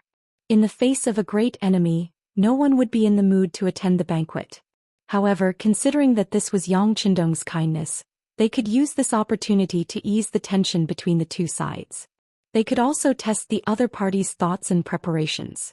After looking at each other, they cupped their fists and replied, "Then we will have to trouble the imperial envoy." No trouble, no trouble. Please be punctual for the banquet tonight. Now you can go back and make the arrangements. Tomorrow morning we will leave Guangzhou and depart for the Guangzhou prefecture. Yang Qindong laughed loudly as if the matter had already been resolved. No matter what, they could finally send out their troops. When Lu Youfu and Guan Ying left the Yang manor, there was a hint of joy on their faces. However, when the two returned to the Guangzhou Yamen and prepared to mobilize the troops and make preparations for war, they sadly realized that they only had 1,000 guards to mobilize. In other words, they only had 1,000 soldiers that could go to war. Although there was 1,000 guards outside the Guangzhou prefecture that was responsible for security, they could still mobilize them with their identities. However, if they mobilized them, how would they deal with the Guangzhou prefecture when it was in danger? For a moment, the two could not help but worry. According to the battle report from the front lines, the Yellow Bandit army had 80,000 men. This was not all of their military strength. There were also large armies causing trouble in other places. Although General Ma Wei was in the Guangzhou prefecture, there was a Guangdong guard and 1,000 guards. With a total of 7,000 soldiers, it was already difficult to defend the city. It was impossible for them to go out of the city and counterattack. In this case, what could they do with the 1,000 men in their hands? Feeling that they did not have enough military strength, Lu Youfu looked at Guan Ying, who was following beside him, and asked, "General Guan, do you know where the soldiers from the Pingyue prefecture and Shaozhou prefecture went?" "I don't know." Guan Ying shook his head and said straightforwardly. He had asked Yang Qindong about this before and was dismissed with a casual sentence of military secrets. "I don't know." This answer clearly made Lu Youfu unhappy. However, Guan Ying was sent by the Ministry of War. Although Guan Ying's position was not as high as his, he was not his subordinate. He could not casually reprimand him. Even if he had anger in his heart, he could not vent it. "It seems that I can only ask the imperial envoy during the banquet tonight. Sai, it's impossible to do anything with just this 1,000 guards institute. Even if we throw them onto the battlefield, I'm afraid they won't be able to do anything." Lu Youfu could not be blamed for shaking his head. What he knew was that although the Yellow Bandits' combat power was average, they would not be a match for the Ming army even if they were to fight one-on-one. However, the difference between 1,000 and 80,000 was too great. He had no chance of winning at all. The two of them, who were originally in a good mood, thus dissipated. They only went about official business and called the 1,000-man commander of the 1,000 Guards Institute over. After making arrangements for the army to depart for Guangzhou tomorrow, they began to look forward to the banquet in the evening. The moonlight tonight was quite good. The moon hung high in the sky, illuminating the entire earth. It was as if the world was covered with a layer of mysterious white veil. When the hour of the 5 arrived, Lu Youfu sat in a sedan chair, Guan Ying rode a horse. The two groups arrived in front of the Yang mansion. Red lanterns were hung high in the air, creating a festive atmosphere. The two of them, who had something on their minds, were not in the mood to look at the scenery. With dark faces, they were led by Yang Wu to the banquet hall of the Yang mansion. Yang Qindong did not put on any airs. He had already taken his 2 wives to sit at the banquet. The only difference was that Hu Yan and Lady Shui's faces were covered with a veil. This was also due to the system of the time. It was not easy for women to appear in public. "Come, Sir Lu, General Guan, please sit. Aha, welcome to my family banquet. This time we will only talk about friendship and not official business." Yang Qindong, with a smile, warmly greeted the two people who came in. However, when he said they could not talk about official business, it was clear that Lu Youfu and Guan Ying's expressions became ugly. After saying this, he did not wait for the other party to reply. He turned his head and smiled. "Come, please invite Miss Su." After saying this, he turned his head and said to Lu Youfu and Guanyin, "Sirs, would you like to listen to a new song I made?" Good. They were going to go to war tomorrow. The two of them had no intention of offending Yang Chendong. They would go along with what he said first. It would not be too late to find an opportunity to ask about the war later. Sumaner came out. She had a slender waist, an exquisite figure and exquisite facial features. The moment she appeared, Lu Youfu, who had once seen her from afar, widened his eyes at this moment. He stared at her without blinking. He had to admit that this woman could indeed be said to have a fatal attraction to men. Hu Yan's beauty lay in her quiet elegance. Madame Shui's beauty lay in her enchanting temperament. Sumaner, on the other hand, vividly displayed the gentle side of a woman from Jiangnan's water villages. Each had their own merits and characteristics. A maid had already placed the guzheng. When Sumaner walked over leisurely, she first bowed to Yang Chendong and the others. Then she pulled up her skirt and sat down. Then she said in a very pleasant voice, "Sirs, I am not talented, but I would like to present Sword and Saber Are Like a Dream. Please appreciate it." After saying this, Sumaner gently raised her arm. Then her slender fingers landed on the guzheng. A beautiful tune that was like the sound of nature rang out in the courtyard and drilled into the ears of everyone present. The prelude was not very long, but it had already attracted everyone's attention. Yang Chendong had closed his eyes long ago. He had an expression of great enjoyment. Then the beautiful sound of Sumaner playing and singing by herself rang out in their ears. "Where does my sword go? Love and hate, it's hard to be alone. My saber cuts through the sky. Right and wrong I know but also don't know. I'm drunk, everything is hazy." It was really a good tune and good lyrics. This Sword and Saber Are Like a Dream was very suitable for playing the guzheng. After Yang Chendong listened to all the songs played by Sumaner these few days, he gave her this song. She had long heard that Yang Chendong had the title of Eastern Commander and was extremely talented. Now that she could finally receive a song personally bestowed by him, Sumaner felt as if she had received a treasure. With her talent in this area, the song was completed after just one night. Now that it was sung by her, the woman's voice had a hint of heroism to it, making it even more beautiful. Even Lu Youfu and Guanyin were shocked by this song at this moment. They were quickly immersed in it with a look of enjoyment on their faces. Even if they were scholars, they might not be proficient in songs, but they would definitely listen and appreciate them. Now that they heard Sword and Saber Are Like a Dream, they really admired it. Soon they revealed expressions of enjoyment similar to Yang Chendong's. When the song ended and the sound of the guzheng was still reverberating in the courtyard, the two of them opened their eyes reluctantly. At this moment, Yang Chendong's words were transmitted into their ears. "Ah, Miss Su is indeed amazing. I'm afraid that only you can perform this song so wonderfully. All of this is thanks to the Emperor's grace, allowing Miss Su to come to this imperial envoy's side." Sumaner, who originally had a humble expression, had to reveal an expression of guilt. But when she suddenly heard Yang Chendong's words, her expression tensed up and a hint of panic flashed across her face. The Emperor? Lu Youfu was listening enthusiastically. Suddenly, when he heard Yang Chendong mention the Emperor, his face was filled with confusion. On the other hand, Guanying's expression was extremely normal. It was obvious that he had already known about this matter. Noticing Lu Youfu's shocked expression, Yang Chendong smiled and said, "Lord Lu, it's like this. This time the Emperor appointed me as an imperial envoy to quell the rebels in Guangdong. Because he considered that I am young and impetuous, he was afraid that I would be too lonely on the road and wouldn't be able to find anything fun. Thus he invited Miss Su to accompany me. Sigh, this heart of sympathy really makes this subject feel fearful. So that's how it is. The Emperor's imperial favor to the imperial envoy is truly enviable, truly enviable." Lu Youfu nodded his head as if he had just realized something. Then he said a few flattering words. These words naturally caused Yang Chendong's expression to become complacent. However, what made people disappointed was that Sumaner suddenly stood up and bowed. "Three sirs, I am truly sorry. The servant suddenly feels unwell. Please excuse me." Her bashful appearance gave people a feeling of pity. How could such a request not be allowed? Yang Chendong immediately nodded his head and said, "Since you are feeling unwell, you should go and rest. I believe that the two sirs won't blame you. Of course, of course. We still have to thank Miss Su for bringing us such beautiful music. Lu Youfu immediately expressed his position. From his point of view, this was clearly Yang Chendong exposing everything. No matter what, Su Monair was still a girl. Of course she would feel embarrassed.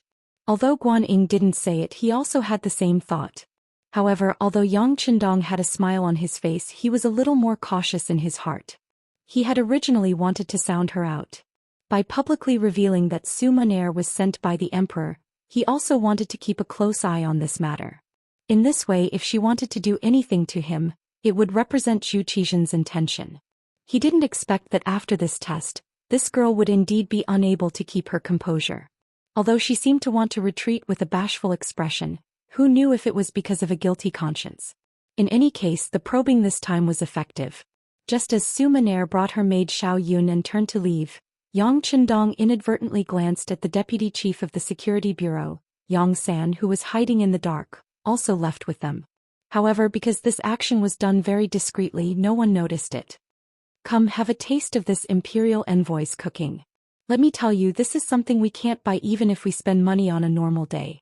Yang Chendong's gaze turned and landed on Lu Youfu and Guan Ying, looking like a host receiving guests. Good. I have long heard that the imperial envoy has an expert chef by his side. This time if I have the chance I will have a good taste. Lu Youfu immediately said politely. As for whether he believed these words in his heart, that was another matter.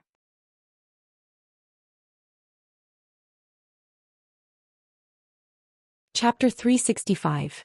Su Monair brought her maid Xiao Yun and quickly returned to her courtyard. After that, Xiao Yun dismissed all the maids who were serving here.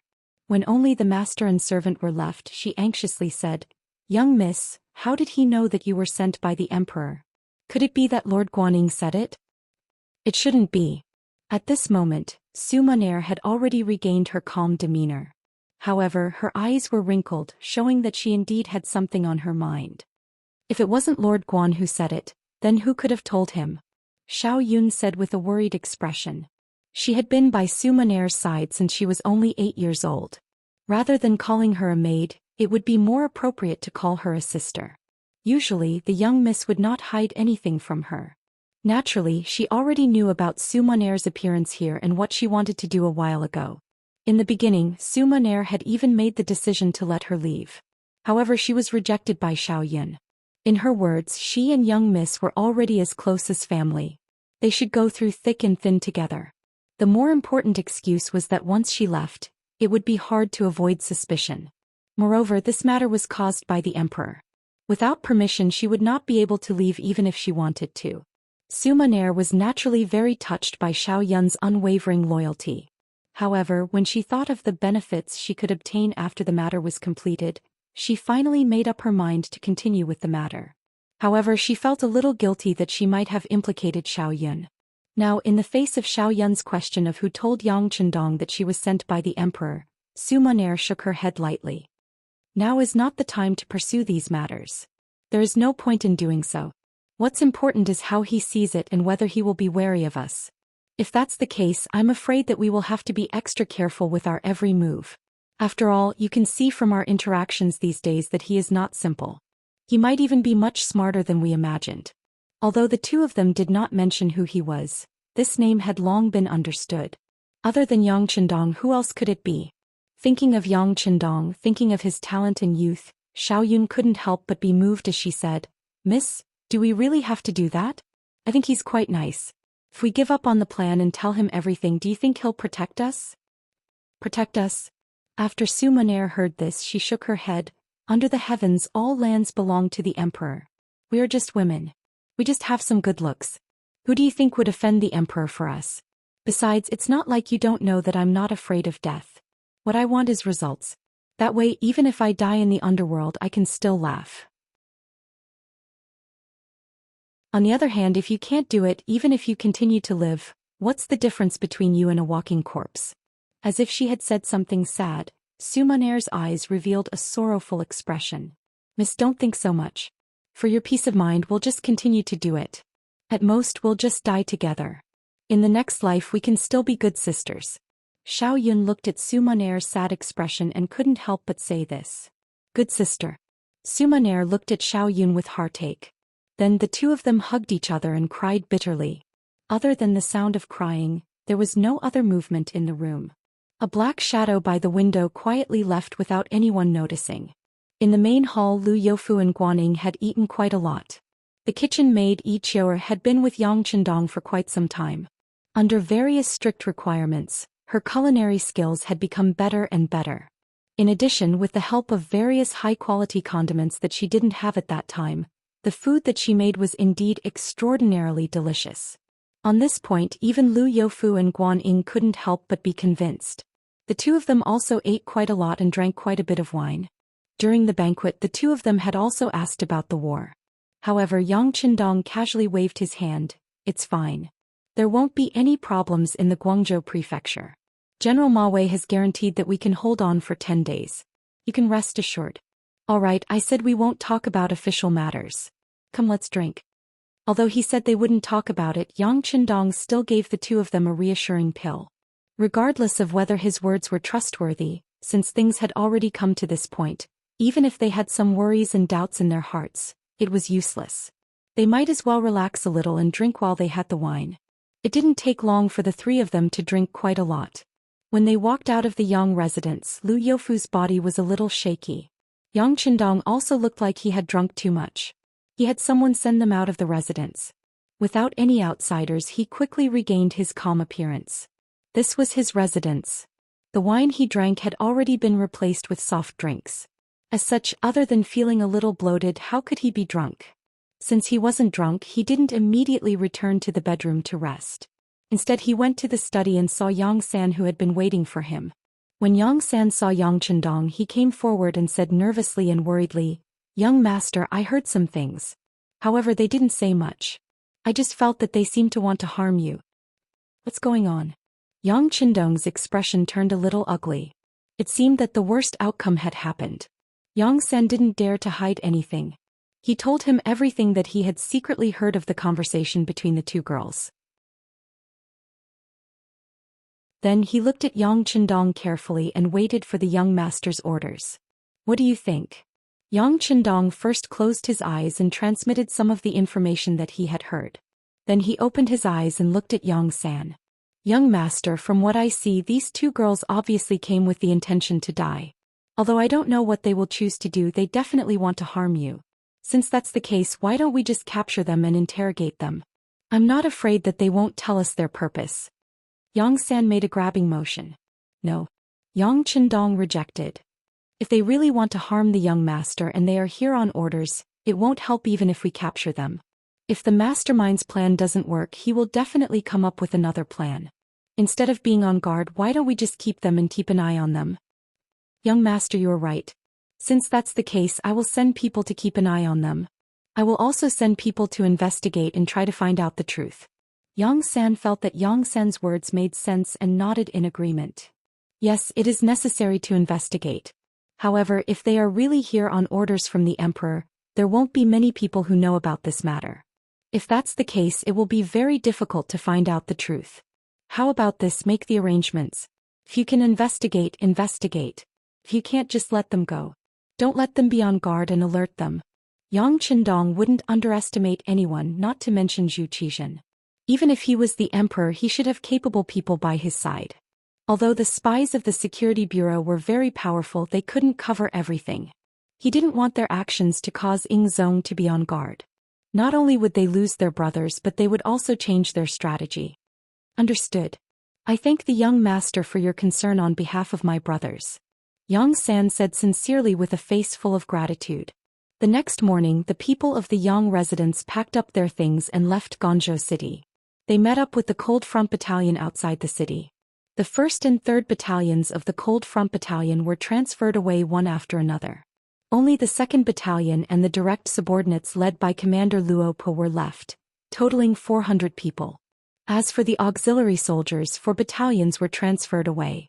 There was an ordinary battalion with 300 people and a reinforced battalion with 500 people, totaling up to 800 people. The mercenaries were left with 1,200 people. Lu Youfu and Guanyin only had 1,000 soldiers with them. Both sides added up to 2,200 people. Looking at the pitiful number of soldiers, the officials of the Great Ming Dynasty were worried. In their minds, with only 2,000 soldiers, not to mention solving the crisis in Guangzhou, if they were to encounter the Yellow Bandits, it was unknown whether they would be able to escape alive. Very good, it's enough. On the other hand, Yang Qindong looked at the advancing troops that were constantly passing by and nodded his head in satisfaction. He even jokingly said to Lu Youfu and Guan Ying, who were following beside him, "It's good to have fewer people. They are more mobile and can move faster. They don't have to bring so much military supplies and fodder. It saves a lot of trouble." Yes, as the imperial envoy says, it is true. Lu Youfu agreed with a bitter expression. However, in his heart he thought that the only benefit of fewer people was that once they encountered an enemy, they could escape faster and would not be encumbered. Just as Yang Qindong said, they had more mobility. Regardless of what other people thought, Yang Qindong would not explain anything to them.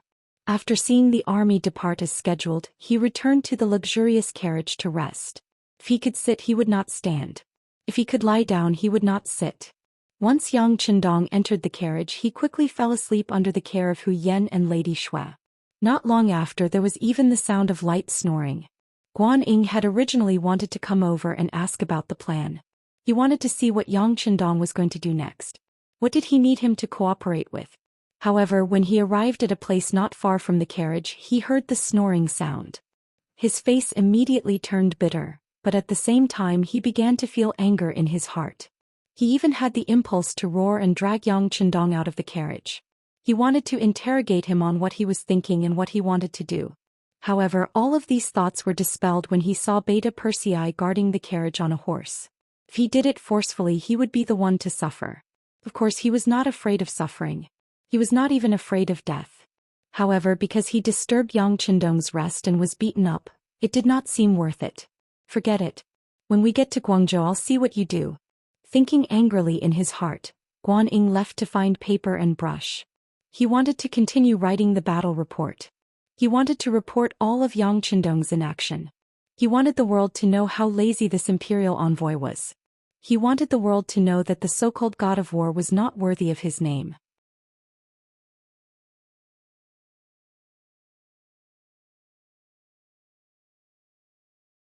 Chapter 366. Under Guan Ying's internal discussion, the group headed straight from Jiangxi's Ganzhou government to Guangzhou's government. Just as Yang Qindong had said, because there were few people, the amount of supplies they brought was also small, so the marching speed of the troops was very fast. The distance of 800 li only became shorter and shorter as they walked. On the first day, the black and white army had marched 150 li. Of course, this speed was only possible because Yang Qindong had made preparations early on. There were more carriages with the army. Once a soldier was tired, they could take turns to rest on them. On the first day, they traveled 150 li. After 4 hours of rest, the army continued to move forward. The 300 Ming soldiers who were originally at the front of the army were also replaced. The elite 2nd Battalion of the Cold Front was in charge of the vanguard. Imperial envoy, you can't go like this. If this continues, everyone will be exhausted before we reach Guangzhou's government. Lu Youfu panted heavily as he jogged to the side of Yang Qindong's carriage. His face was full of grievances. Guan Ying also followed over. This time he didn't say anything. With his physical strength, he could still keep up at this speed. Most importantly, he had a warhorse, so it was much easier. Is it very tiring like this? Is it very fast? The curtain of the carriage was lifted. Yang Qindong's face was revealed. However, from the way he spoke, he seemed to be very shocked. Of course it's fast. Imperial envoy, don't you know that our army's movement speed is usually around 60 li a day? Under the circumstances of rapid marching, 100 li is already the limit. If we travel 150 li a day, people will die. There will be big problems. His figure was already fat. After this torment, he was even more out of breath. Although Lu Youfu had a carriage to sit in, he was used to sitting in a sedan chair. It was very stable, unlike this carriage which swayed back and forth for a day. It was enough to torment him to death. Yang Qindong listened to Lu Youfu's words. His face was full of disbelief. Sir Lu, didn't I already tell the army to bring less supplies? Traveling light should be faster, right? Yes, of course it's faster to travel light, However, it's still too much to travel 150 kilometers a day. Lu Youfu said resolutely. He didn't seem to have any intention of giving up. This was the first time he was so serious about something since he met Yang Chendong. When Yang Chendong saw this determined look, he knew that it would be very difficult to convince this person, so he simply gave up on the idea. Forget it. Since Lord Lu walks so slowly, I'll just stay behind. General Guan, you happen to be here as well. Let's see how many people in the army can't hold on any longer. Let them stay behind and slowly catch up. Of course, if anyone is willing to come with us, you can come with us. After saying this, Yang Chendong entered the carriage, leaving Lu Youfu and Guan Ying outside. What does this mean? Lu Youfu's face was filled with doubt and even some resentment. He looked at Guan Ying as if he was complaining. At this moment, Guan Ying was really angry. If Yang Chendong didn't inform him of the division of the army, he could tolerate it. After all, he was an imperial envoy and the main general. He could tolerate it if the army didn't go to the rescue of the Guangzhou government. After all, he didn't have much power and official position. However, now that the army had set out, Yang Chendong still acted as if he didn't care about the soldiers at all. He couldn't tolerate it when he gave the order to abandon the hall. There was no need to tolerate it anymore. At this moment, Guan Ying was ready to flip out. However, before he could say anything, the curtain of the carriage was opened again. Yang Chendong had changed into a camouflage military uniform and walked out. Yang Chendong, who was wearing a camouflage military uniform, easily made people's eyes light up. If it was said that wearing a green robe before could show off his scholarly temperament, now that he had changed into the uniform of a mercenary, he was really very heroic. The clothes seemed to be tailor-made for him. They fit him so well. A beret was worn diagonally on his head, making him look like a completely different person at this moment. The carriage will be left behind. I'll have to trouble Sir Lu to take care of it. I will personally follow the army. I don't ask for much. You can follow as fast as I can. How about it? Oh right, General Guan, you won't back out, right? The moment Yang Chendong landed on the ground in his shiny black combat boots, he said this with a calm attitude. Really? Guan Ying's eyes lit up when he heard that Yang Chendong was actually going to set out with the army. There's no joking in the army. Of course it's true. I'll go first. Follow me. Amidst the laughter, Yang Chendong had already started walking. Beside him, Tiger's Mane, Beta Persei and the others followed. Only Tai Qingyi, a few female soldiers and a squad of Lung Feng soldiers were left beside the carriage. The imperial envoy was going to follow the army and walk at the very front. The requirement was that the army's speed was the same as his. When this news spread, it immediately caused a commotion. Some of the Ming soldiers who were originally thinking about whether or not to stay in the rear were all energized. During the Ming dynasty, the status of soldiers was not very high. In particular, soldiers were considered a lower class. However, compared to ordinary people, they had an advantage, which was that they could achieve military merits on the battlefield. Once they achieved military merits, they could be promoted from a soldier to an official and walk on the path of the sun. Therefore, once a war appeared and there was a chance to win, most soldiers would not think of giving up. They originally thought that with so few people and in such a state, would it be possible to win the battle after rushing to Guangzhou House? If they could not win, then it was better to stay in the rear. At least they could escape if the situation turned bad. However, when they heard that the imperial envoy was going to follow them and that he was going to use his walking speed as a benchmark, everyone became excited. In their eyes, the so-called lord was mostly an embroidered pillow. If he wasn't born well, then he was well educated. Compared to marching and fighting, he was naturally not a match for them. Now this young imperial envoy actually wanted to lead an army. Who was he looking down on? This also stirred up the competitive spirit of the Ming soldiers. They decided to use reality to give this imperial envoy a slap in the face and let him know that a true march was not something that could be measured by pointing and drawing on a map. The Ming soldiers became excited because of Yang Chendong's words. The 1,200 soldiers of the Lung Feng and auxiliary soldiers seemed to have been injected with chicken blood. All of them were glowing. All the soldiers who had truly joined the Lung Feng knew that the imperial envoy was the sixth young master. He was their idol. Just being able to fight side by side with the sixth young master in this battle was enough for them to brag about when they went back, much less being able to walk side by side with the sixth young master. How proud was that? All of them were endlessly excited and wanted to use this opportunity to perform well. Other than the officers, the normal soldiers did not know Yang Qindong's true identity. However, the higher-ups had sent word that as long as they followed this imperial envoy and performed well, they would have a higher chance of entering the Lung Feng. This was something they had dreamed of. Since they had the chance, who would be willing to fall behind? They were also holding back their energy and wanted to perform well. There were also some auxiliary soldiers who thought their strength was not bad and wanted to use this opportunity to wrestle with the Lung Feng to see who could walk better, who could walk faster, and who could last longer. They walked and competed. Under this kind of atmosphere, the soldiers became unprecedentedly excited. When Yang Qindong, who was wearing the same camouflage uniform as the Lung Feng, appeared in front of everyone and walked to the very front of the Lung Feng battalion, the entire troop was in an uproar. Guan Ying followed beside Yang Qindong to the very front of the troop. He also felt that there was something different about the atmosphere, but he only thought that everyone wanted to see the imperial envoy make a fool of himself, so he did not take it to heart. Instead, he seemed to kindly remind Yang Qindong, "Lord Imperial Envoy, please do not try to show off. If your stamina is not good enough, remember to say so. The army is still waiting for your command. Don't worry, this imperial envoy will not fall. You, on the other hand, must follow closely behind me. If you are left behind, you can find a horse to ride. Don't disgrace the name of the Ministry of War."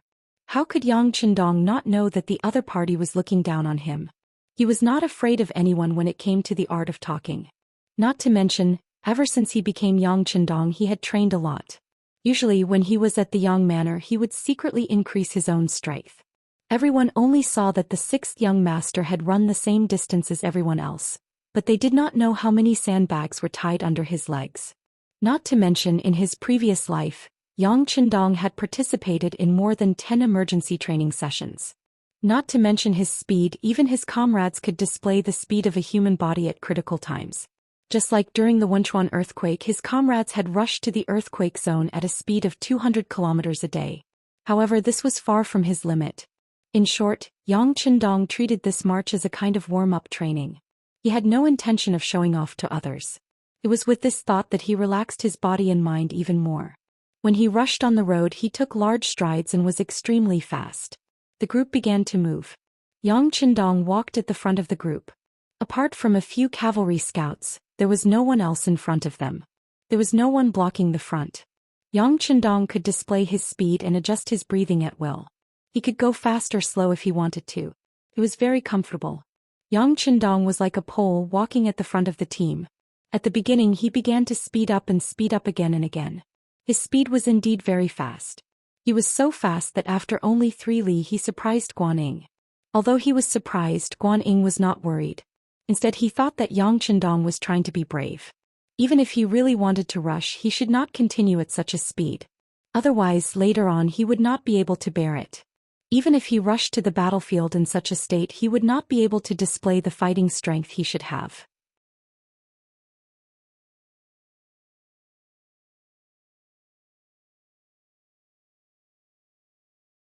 Chapter 367.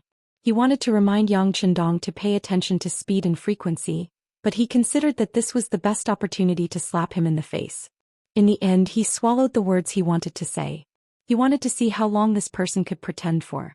Contrary to what Guan Ying thought, Tiger's Mane, Beta Persei, and the others who had been by Yang Qindong's side for many years were calm. If it had to be said, they were somewhat surprised. Their calmness came from their belief in the young master's personal strength. Their surprise came from feeling the self-confidence on the young master's body. They even had a feeling that the sixth young master's strength seemed to be even more unfathomable.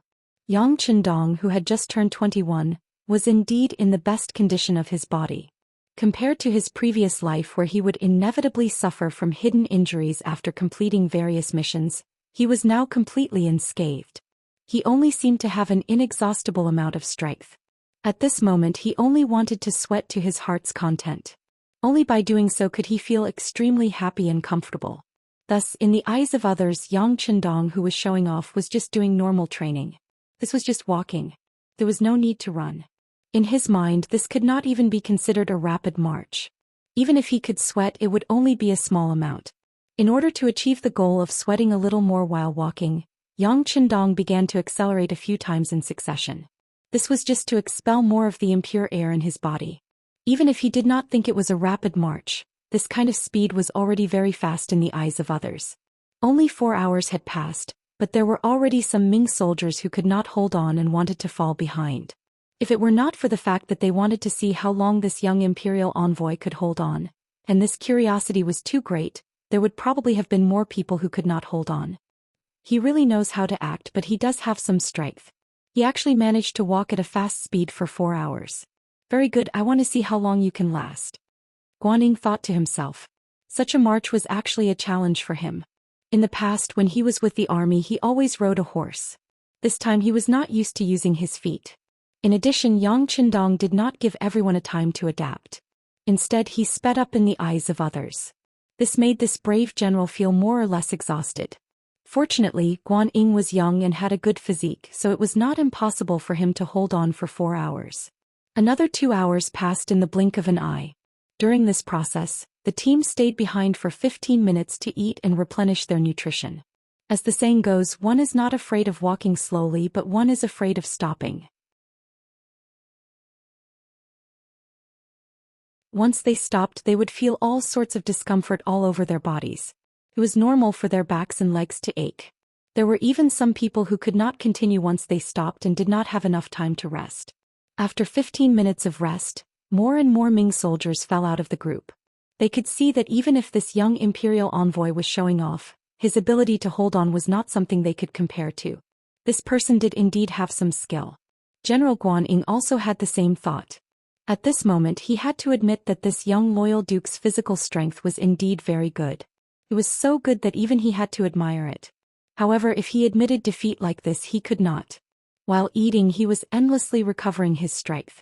He was also wondering whether Yang Qindong would continue to walk or whether he had finished showing off and was preparing to get on the horse.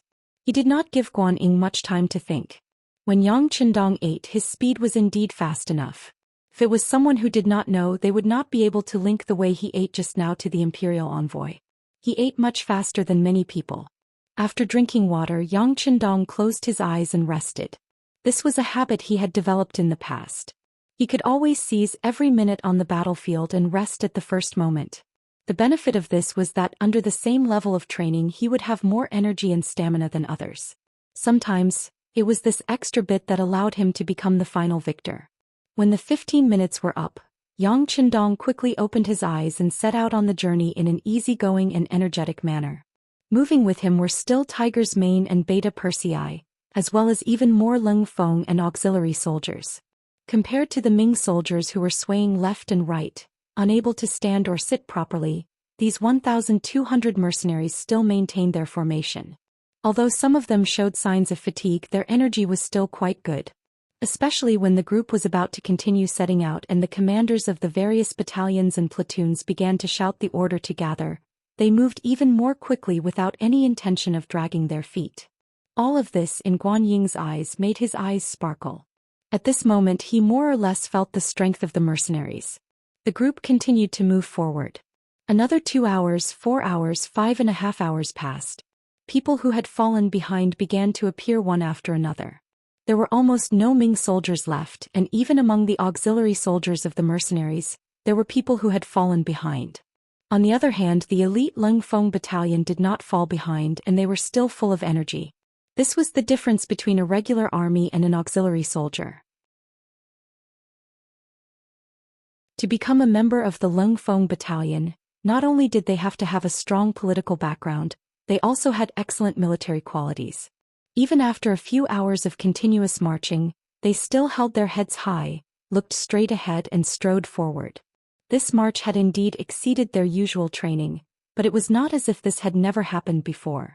In order to train everyone, the Lung Feng battalion would often carry out such field training based on the basic idea of sweating more during normal times and bleeding less during wartime. In comparison, the current situation was nothing.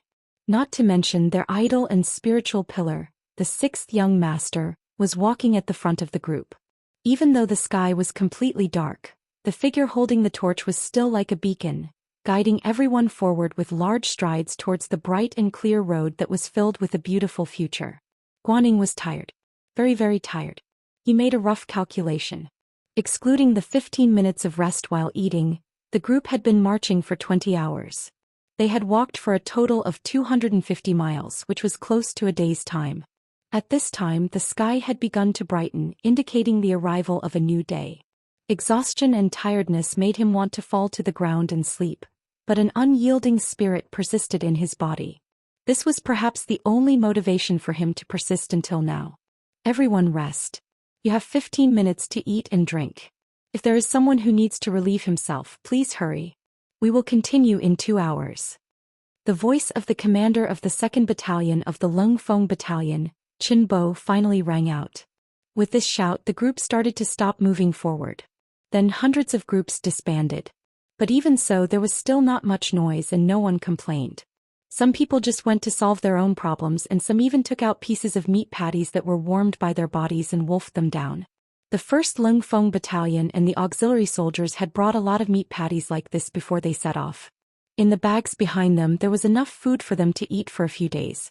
After every rest they would take out new meat patties from the bags and put them in their clothes. When they waited for the next time to eat, it would be warm again. The benefit of this was that it could save time to eat. Most of the time, if you could save a minute here, you would have a higher chance of winning on the battlefield. 3 large meat patties were also stuffed into Guan Ying's hands. He was indeed hungry and extremely sleepy, but for some reason he did not immediately go to eat. Instead he began to pant heavily. He knew clearly that after 2 hours he would not have the strength to continue walking. "How are you? Tired, right?" At some unknown time, Yang Qindong's voice rang out by his ear. This made Guan Ying, who had just closed his eyes and almost fallen asleep, forcefully pull himself awake. "Ah, that's right. I'm really tired. Lord Imperial Envoy, I really didn't think that you would be so powerful when you walk. I've indeed underestimated you before. I apologize to you." Guan Ying's words fell into Yang Qindong's ears and made him laugh out loud. "General Guan, you have already done very well. At least compared to the other Ming soldiers, for you to be able to persist until now is already very impressive. I am also very impressed." Guan Ying, who gave a bitter smile, felt a sense of shame. He thought of how he had wanted to see the other party make a fool of himself a day ago. Only now did he know how arrogant he had been at that time. This also perfectly explained the phrase, "There would always be someone stronger in the strong." In the future he would not dare to underestimate anyone like this. Guan Ying even found it difficult to speak. Yang Qindong knew that the other party's physical strength had probably reached its limit, so he said with concern, "You should stay and rest for a while. If possible, after you wake up, organize the remaining soldiers and have them make meat pies. In this kind of weather, the meat pies can't be stored for long. That's right, when you make the meat pies, you can't have too little meat. It has to be the kind of meat that has a bite and is very chewy. As for how much silver I spent, I'll give it all to you later. In short, we can't treat these soldiers unfairly. Are there any problems with completing this mission?" "No problem," Guan Ying said with a solemn vow and a tone of guarantee. He did not know that at this moment he was very much like Yang Qindong's subordinate. "Good, then I'll have to trouble you. Rest well, huh?" After Yang Qindong finished speaking, he patted Guan Ying's shoulder and stood up. Looked like he was going to walk around and take a look. This made Guan Ying couldn't help but ask, "Sir, are you not tired?"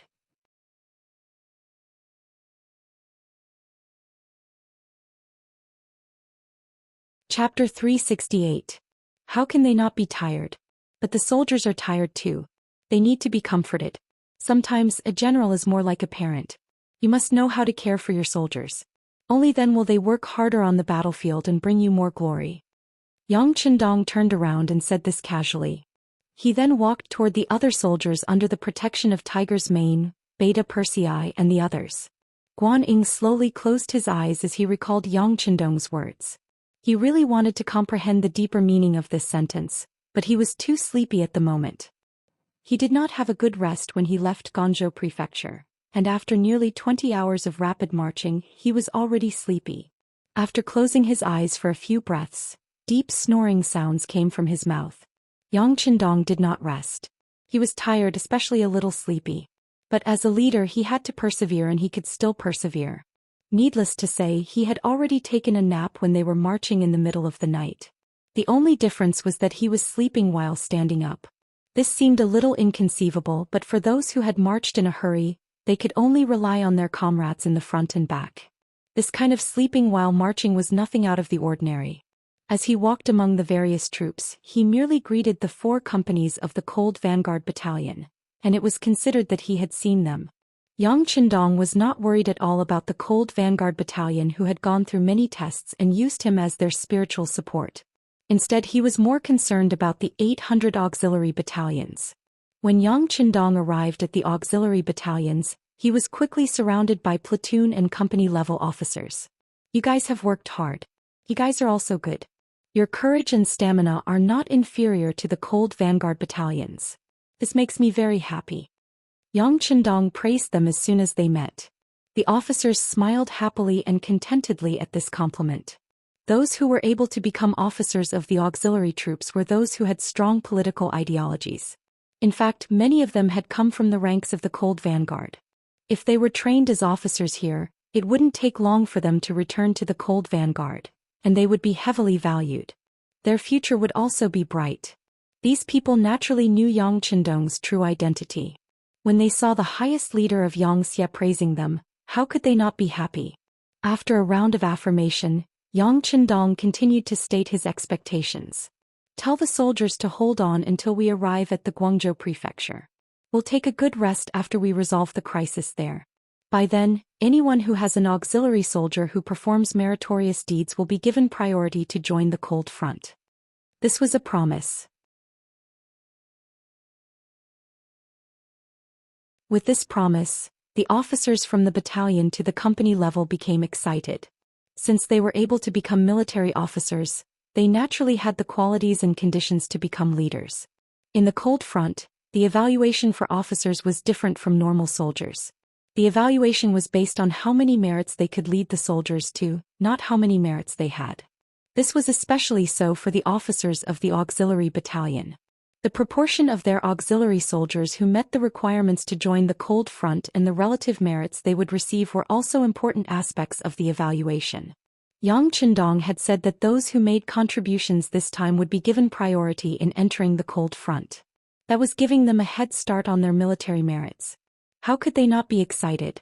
After a short conversation, Yang Qindong left and came under a tree. He leaned against the tree and closed his eyes, quickly recovering his mental and physical strength. However, the auxiliary battalion was already in an uproar. When the various battalion and company-level officers spread his words, many young men who had the ambition to join the Cold Front became excited. In Crimson City, if one were to ask who was the most popular person, it would undoubtedly be the Cold Warrior. Those who could join the Cold Front and become an official soldier could enjoy many benefits. Everyone was envious of them. Just the monthly salary alone was enough to feed a family of 5 and still be wealthy. Those who had a Cold Front soldier at home could enjoy all sorts of benefits even in business and farming, making others envious. Building an army with elite soldiers, waiting for soldiers with generous rewards, strict management of the army, and fair military merits were the standards that Yang Qindong proposed. Under such standards, as long as one had the ability and was able to perform well, one would not have to worry about being robbed of one's military merits. One would not have to worry about being buried, and one would not have to worry about the schemes of one's family or the future. One only needed to train hard and perform meritorious deeds on the battlefield. It was because of such treatment that everyone yearned to join the Cold Front. That was why Yang Qindong had opened his mouth. Everyone was extremely excited. This excitement lasted until the end of the 2-hour break. When the army once again advanced towards the prefecture of Guangzhou, many of the auxiliary soldiers began to speed up. They stuck to the back of the Lung Vanguard troops like sticky plasters, bringing immense pressure to the 4 companies of the Lung Vanguard that were advancing in front. "Young master, there are many good seedlings among the auxiliary soldiers." Tiger's Mane followed Yang Qindong's footsteps with large strides, occasionally turning back to speak excitedly. "It's good to have good seedlings. This is our hope." Yang Qindong nodded happily. A fresh army was the hope of an army's future. Only when the army continued to be younger and had a continuous influx of fresh blood, could the army be invincible and win more battles in the future. "Tiger's Mane, it seems like these kids still have a lot of energy left. We need to increase the amount. Are you okay with that? Yang Qindong also noticed that the soldiers behind him were moving faster and faster. They even seemed to have the intention of catching up to him. Thus he was also interested and brought up the matter of increasing the amount. Come on, young master. Tiger's mane also feels that there is an endless amount of energy in his body. Me too. Beta Persei chimed in from the side. In fact, this kind of marching did not have much of an advantage for someone of his stature. Because of his height and strength, it was more strenuous to walk. However, this disadvantage did not seem to be reflected on his body at all. Relying on his long legs and large strides, he actually kept half a step behind Yang Qindong without the slightest intention of falling behind. Seeing that the two beside him were so excited and unwilling to admit defeat, Yang Qindong laughed heartily. Then he glanced at the commander of the 2nd Cold Front Regiment, Luo Po, who was 3 to 4 meters behind him. Commander Luo, do you want to increase the amount? 6th young master, I think it's okay. When Yang Qindong called out his name, Luo Po was very excited. Although he was considered a high-ranking officer in Xianxia's army, he did not have much time to interact with Yang Qindong. Now that he could be in close contact with him and have a better opportunity to perform, of course he would not let go of it. These kids usually have too much energy. Today is a good opportunity to see where their limits are. After receiving Luo Po's affirmative answer, Yang Qindong laughed and said, "Good, since that's the case, let's increase the amount. Let's go." Then the speed of the troops began to increase. From afar, the troops were like a gust of wind blowing across the southern land. Below Guangzhou City. Today was the 8th day of the siege. As the capital of Guangdong, the importance of Guangzhou City was self-evident. Once they conquered this place, they could announce the fact that Guangdong had fallen to the outside world. Only then would they be able to better coordinate with King Minzhuang in Yunnan and achieve his political goals. Huang Yuliang was able to make such a name for himself and have so many subordinates a year after his father and brother passed away. It was all thanks to the changes in the situation. If it was not for King Minzhuang Zhu Huixin causing trouble in Yunnan, even if they did not die, they would only be able to wander around like stray dogs. Huang Yuliang knew the importance of having an ally. Even if he knew that conquering Guangzhou City would likely lead to the southern Ming army surrounding him, he had no choice but to do so. Moreover, when that time came, it was uncertain whether the southern Ming army would still have the strength to deal with him. In the end, conquering Guangzhou City was the most important problem at hand. Once he conquered this place, the other 3 armies under his command would be able to coordinate with each other. At that time he would truly have the power. However, such an important place had not been conquered even after 8 days of siege.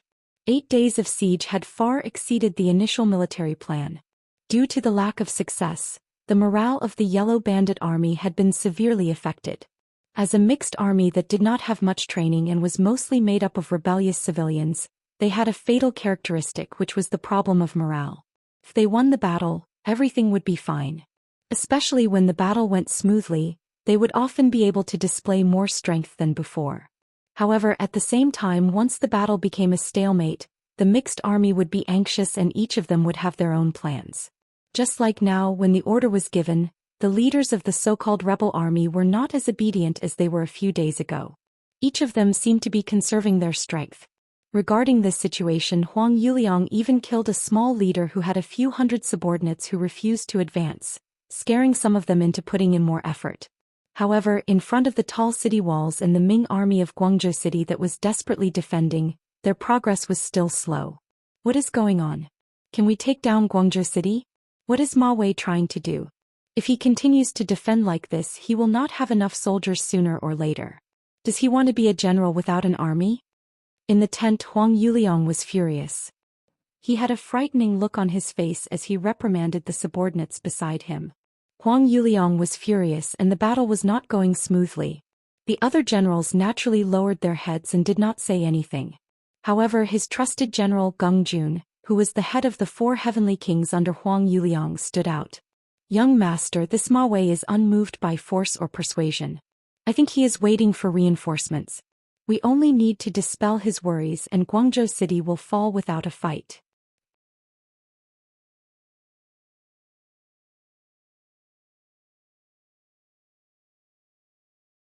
Chapter 369.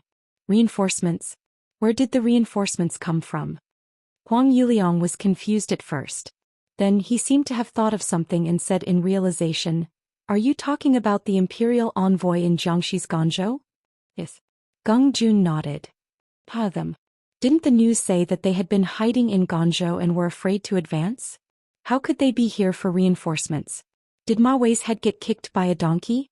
Huang Yuliang laughed loudly. When he talked about Yang Chendong, his face was full of confidence. In his opinion, the imperial envoy and the Duke of Loyalty and Courage, who was called the God of War, were all jokes that were made up by others. Otherwise, why would they stay in Guangzhou and not dare to come out? In the end, they were still afraid of him. Huang Yuliang was still laughing, but Geng Jun said with a serious face, "Young master, there is news that they have already left Guangzhou and are coming here." The laughter suddenly stopped and Huang Yuliang's expression became more serious. "What? They have already left? Where are they? How many soldiers and horses are there?" "The news says that there are more than 2,000 of them. As for where they are, there is no news yet." When Geng Jun said this, his expression was no longer as serious as before. Instead, there was a slight smile on his face, and if one looked closely, there was even a hint of mockery. What do you mean?" Huang Yuliang was confused. "General Geng, you're probably saying that although they came from Guangzhou, there are only 2,000 of them. They knew that they wouldn't be able to solve the crisis of Guangzhou Prefecture, so they simply ran away." A young general stood out from the crowd. This person's name was Zhu Fangyong, and he was a force that joined the Huang bandit army later on. He had more than 1,000 young and strong men under his command. He had contributed greatly when they attacked Zhaoqing Prefecture and was given the title of general by Huang Yuliang. When Zhu Fangyong said this, Huang Yuliang's laughter sounded again. "That's right, General Zhu is right. They only have 2,000 people and they want to be enemies with our 80,000 strong army? What a joke. I'm afraid they also know the danger and escaped without a trace." Ha ha ha. Laughter and mockery rang out in the tent. It was clear that everyone had accepted this fact. After the laughter subsided, Huang Yuliang's smile disappeared. "Since there are no reinforcements, what is Ma Wei waiting for? Who can tell me?" In the face of Huang Yuliang's question, everyone who was originally laughing didn't know what to say for a while, so they simply shut their mouths. In any case, they only cared about fighting. Whenever they had the chance, they would take advantage of the situation. Once they entered the city, they would naturally gain unlimited benefits. No one spoke. Zhu Fangyong, the young general from before, stood up and said, "Young master, from what I see, we probably already know about this news, but Ma Wei doesn't know about it yet. Once he knows about it, he won't be so determined to defend the city. By then he might abandon Guangzhou Prefecture and leave. Our chance will naturally come." "You're right, but General Zhu, how can we let Ma Wei know that the reinforcements won't be coming?" Huang Yuliang nodded in agreement. However, he still had a headache on how to solve this problem. "Why don't we send someone to talk to Ma Wei in the Guangzhou government?" Geng Jun interjected. Zhu Fangyong directly rejected the suggestion and shook his head. "With our current hostile relationship, even if we say it, I'm afraid they won't believe us. On the contrary, it will weaken our morale." Geng Jun was naturally unhappy that someone dared to reject his suggestion. His tone became a little harsh as he asked, "Since this method is not feasible, I wonder if General Zhu has any better ideas?" "It's not that there isn't a way, but I'm afraid it will require General Geng's cooperation." Unexpectedly, Zhu Fangyong actually acted as if he had a solution. "How do we cooperate?" Geng Jun, who was called out, asked in return. Not only him but Huang Yuliang and the others were also staring at Zhu Fangyong. "It's not difficult." Zhu Fangyong answered straightforwardly. Then he strode to the map hanging in the tent and pointed in the direction of Gan province behind their army. He said, "Since Ma Wei is waiting for reinforcements, we can use this as an excuse to lure him to attack first." "How do we attack first?" Huang Yuliang asked with interest. "Let them pretend that reinforcements are coming. For example, we can send out a small group of people to disguise themselves as the Southern Ming Empire's reinforcements. Then General Geng Jun will lead the troops to resist and retreat while fighting. This will give the impression that our military camp is in chaos. In this way, Ma Wei in the Guangzhou Prefecture will definitely fall for the trap and may come out of the city to provide reinforcements. At that time, we only need to find an opportunity to kill our way into the city." Then we will succeed. Zhu Fangyong explained his plan in one breath. Then he stood to the side and did not say much, as if he was waiting for everyone to agree with him. After he finished speaking, the tent was silent for a moment. Then Huang Yuliang's eyes lit up. He slapped his thigh and said, "The plan is feasible. However, I don't know why General Geng has to lead the troops. Can't we choose someone else?" "Someone else can too. However, since it is a fake defeat, we have to make it seem real. When the time comes, it is inevitable that they will set fire to the camp to create momentum. If it were someone else, the army might really be frightened by this battle formation, and there might even be side issues that might arise. Only General Geng is strict in managing the army. If he leads the troops, he will be able to reverse the situation at any time and reduce the losses to the minimum. This is the most perfect plan. Of course, this is only a suggestion. As for how to execute it, it will be up to young master and General Geng to decide." Zhu Fangyong spoke in a very measured manner. His actions did not cause anyone to feel the slightest bit of disgust. Even Geng Jun, who was called out, had a red glow on his face at this moment. He seemed to be enjoying the praise of his strict management of the army. "Yes, I think so. General Geng, what do you think?" Huang Yuliang nodded in approval.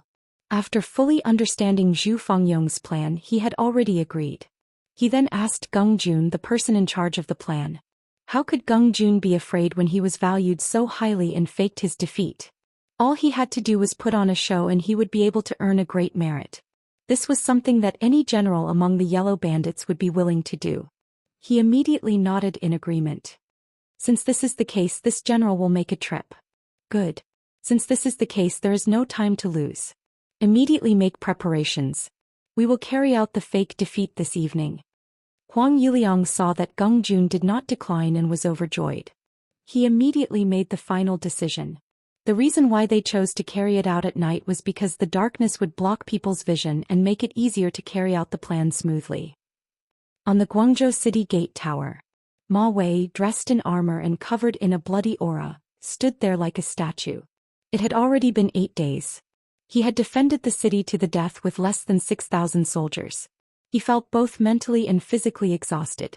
As one of the 13 guards of the Great Ming Dynasty and the commander of the Guangdong Guards, Ma Wei had truly done his best this time. Even in his military career, the danger of this battle could be ranked at the top. A third of his 6 soldiers had died and a third were injured. Now there were less than 2,000 people who could stand on the city gate tower and continue to fight. Among them were many bailiffs and constables from the Guangzhou City Yamen. Even so, he did not show the slightest intention of abandoning the city. Ma Wei's actions in the eyes of the other great Ming soldiers were like the actions of a man of steel. He was like an existence that stabilized the sea.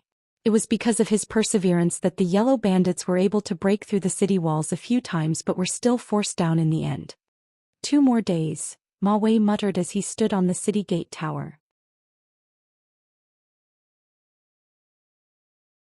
At this moment, no one knew that this iron-blooded general in everyone's eyes was thinking about the parting words the imperial envoy had said to him when he had just left the Guangzhou city. "Let me tell you, Ma Wei, this imperial envoy does not care what kind of backing you have or what kind of power you have. The Guangzhou city must hold on for 10 days. If you do it, even if you lose the city in the end, you will not be blamed. Otherwise, just wait for your head to be chopped off. When that time comes, the imperial sword will chop down. The people you rely on will be like distant water that cannot quench the immediate thirst. When you lose your life, you will have nothing left." This was how Yang Qindong threatened him. With the example of Jiaoping being beheaded, Ma Wei had no choice but to lower his head. In order to protect his own life, defending the Guangzhou city for 10 days became Ma Wei's goal. Now that he had defended for 8 days, he was not far from completing his mission. If he held on for 2 more days, he would be able to protect his life. If he really lost the city, others would blame him. Ma Wei was still thinking about how to save his life. What he did not know was that outside the Guangzhou city, behind the Yellow Bandits' army, the true reinforcements, the imperial envoy who had given him a death order, Yang Qindong, had rushed over with his army. After several days of rapid marching, on the 8th day of the Guangzhou city battle, Yang Qindong had arrived with his men. The plan was 1 day faster than before. Being able to walk 800 miles in 3 days was, of course, due to Yang Qindong's role model. When the order was passed down that the auxiliary soldiers who performed well in this battle would be given priority to enter the cold front, the 800 auxiliary soldiers seemed to have changed into another person. It was not an exaggeration to say that their footsteps were as fast as flying. The auxiliary soldiers were working so hard and risking their lives that even the cold front in front of them was under great pressure. They could not be overtaken by the auxiliary soldiers. Otherwise, it would be a blatant slap in the face. In order to fight for this honor and for the glory of the cold front, they began to speed up as if their lives depended on it.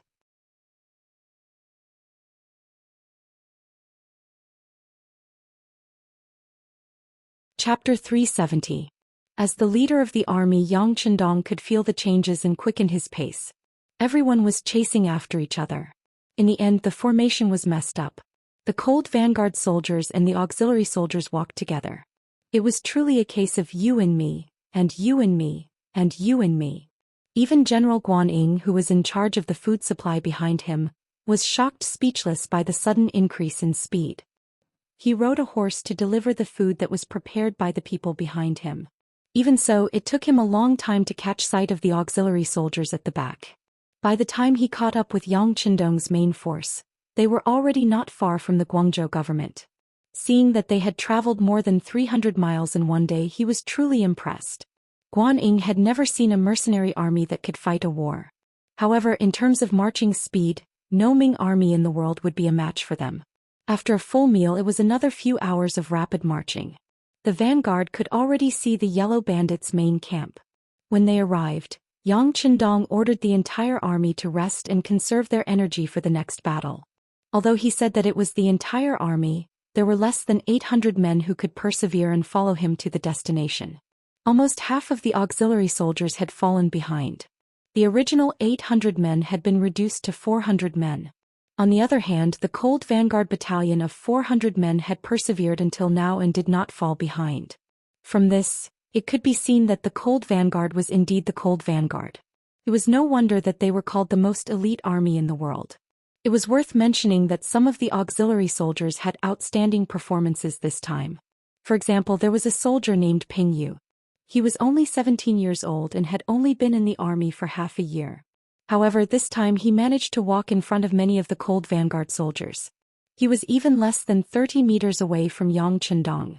It was learned that Ping Yu was originally a hunter in the mountains. What he did most since he was young was to chase the wild beasts on Little Colored Glass Island. After that, a large number of Ling Feng came to his hometown. No matter how hard they worked, they could not get enough food and clothes to wear. His father, mother, and even a few of his sisters had all gone to work in the factories in Crimson City. Every single one of them would be able to fork out a sizable sum of money at the end of the month.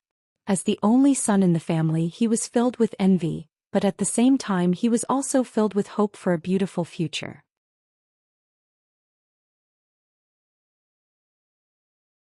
Especially when his parents and sisters returned home after work, they would tell him about the beauty of Resin City, the variety of new things, the fairness and harmony between people, and so on. All of these made him curious and yearn for it. Peng Yu, who couldn't stay in the first place, decided to go to Crimson City as well. Moreover, he chose to join the army. This was because he had heard from his sister more than once that there was a team called the Cold Front there. Every one of them was very powerful. This made Ping Yu, who had never been willing to submit to anyone since he was young, greatly yearn for it. He believed that was where the strong resided and where he should be.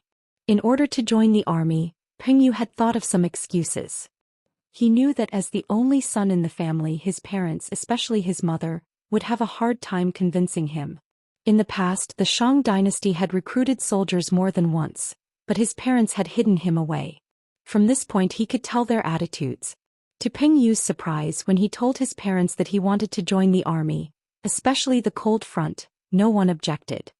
His mother only muttered to herself for a while before encouraging him, "All right, you is a responsible man. Then go. Since you're going, do your best and work hard to protect the beautiful life we have now. Mother looks forward to the day you become a true Cold Front soldier." His mother's attitude was so good that it made Ping Yu feel that it was unreal. Of course, he didn't know that his mother, who worked in Crimson City, had long been changed by the environment. Especially the publicity team in the city, they would often come out to perform for them. They would also paint slogans on the walls, telling them that a beautiful life came from having strong self-defense skills.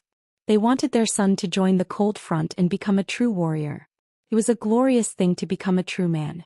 In his mother's factory, there were two mothers whose sons joined the army. One joined the cold vanguard and the other became an auxiliary soldier. However, even the mother of the latter held her head high wherever she went with a proud look on her face. Everyone had the desire to compare themselves to others. Peng Yu's mother was naturally envious of her son, especially when she knew that once he joined the army, his treatment would be much better than the sum of their family's income. Moreover, it was glorious for a family to join the army. All these feelings of glory had made her hesitate for a long time, and she was hesitant to let her son join the army. Now that Peng Yu finally brought it up as his mother, she also felt relieved. An eagle should be released into the sky. Her son had grown up, so it was time for him to go out and explore the world. Thus, Peng Yu signed up and went through the political process. Under the guarantee of his family and neighbors, he became an honorable auxiliary soldier.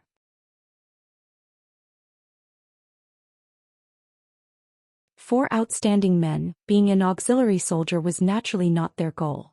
Peng Yu had his eyes on the cold front because they were the only ones who could wear the most handsome military uniform and hold the most advanced firearms. Every time such a person appeared in Crimson City, everyone's gaze would involuntarily fall on him. In particular, the eyes of many unmarried ladies would shine as if they had seen a rare treasure. They couldn't help but like him. All of this made Peng Yu even more determined towards his goal. Becoming a true cold front soldier had become his greatest ambition. This time, when Crimson City sent troops to the southern lands of Great Ming, the news that they needed 2,000 auxiliary soldiers spread out. Every single one of them became very valuable. Peng Yu himself had only been in the army for half a year after defeating 6 people in a row on the martial arts field, and had obtained this precious quota. Speaking of which, this was also a display of fairness in Crimson City. As long as you had the ability, you didn't need any qualifications to get a chance to perform. After Peng Yu participated in the battle as an auxiliary soldier, this was the first time he saw Yang Chendong. Although he only saw him from afar as a hunter who was extremely observant, he still felt that something was different. For example, he saw that when the regiment, battalion and company of the auxiliary soldiers saw the green-clothed young master, their faces were filled with excitement and respect. Even the cold front soldiers, who were usually the most mysterious and aloof in their eyes, had a respectful attitude at this moment. This feeling told him that this young master was not simple. Because even in the entire Crimson City, there were only a handful of people who could make these officers bow their heads, and there was actually one here. After careful observation, Peng Yu only felt that this young master was not simple. All of this came from the orders given by the higher-ups. It was said that the young master had said that whoever performed better in this rapid march would be able to undergo an assessment when they joined the Cold Vanguard in the future. When the order was given, Peng Yu was truly excited. Although he hadn't been in the auxiliary army for long, he was observant enough to find out some things. For example, the Cold Front's assessment was done according to the principle of first come, first served. There would be a few assessments every year, but it was also done according to the order of registration. For example, if he wanted to qualify for the assessment, he would have to wait until next year. Because of this, he had been vexed and regretted that he joined the army too late. But now the problem was about to be solved. From the moment he received the order, Peng Yu set a goal for himself. He had to perform well and successfully obtain the quota to enter the Cold Front.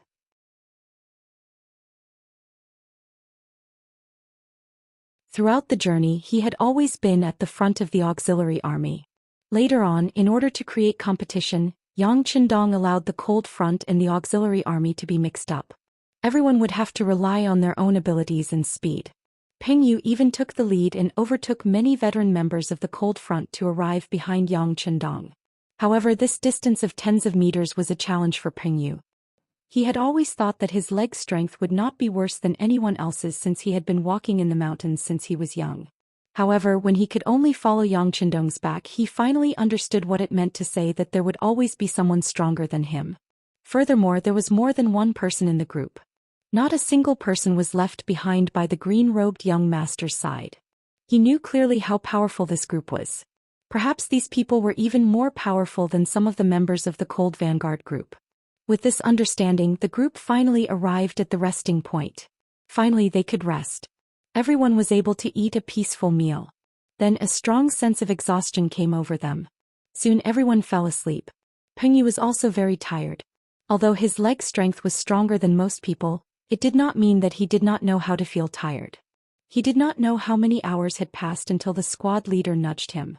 Pengyu, get up quickly. Check your equipment and prepare for battle. Pengyu, who had not fully woken up, was instantly excited when he heard the squad leader's words. After joining the auxiliary army, other than training, he had never really fought with an opponent. More than once he had thought about what it would be like when war broke out. How cruel and bloody would it be? How different would it be from the military exercises they usually conducted?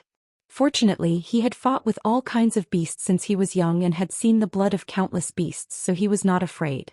On the contrary, he was slightly excited. While the other comrades were being woken up one by one, Pengyu took this opportunity to search for the green-robed young master's silhouette. With his sharp eyesight he could see very far even in the dark. Not to mention that he actually found Yang Qindong. It was still a faint shadow from afar. What he saw was Yang Qindong talking to a group of young officers around him. From time to time he could also see the officers who were usually required to salute when they met nodding their heads. You're tuning in to the Zhou Xian's Legacy YouTube channel. Don't forget to subscribe and join us on this journey to catch the most captivating stories.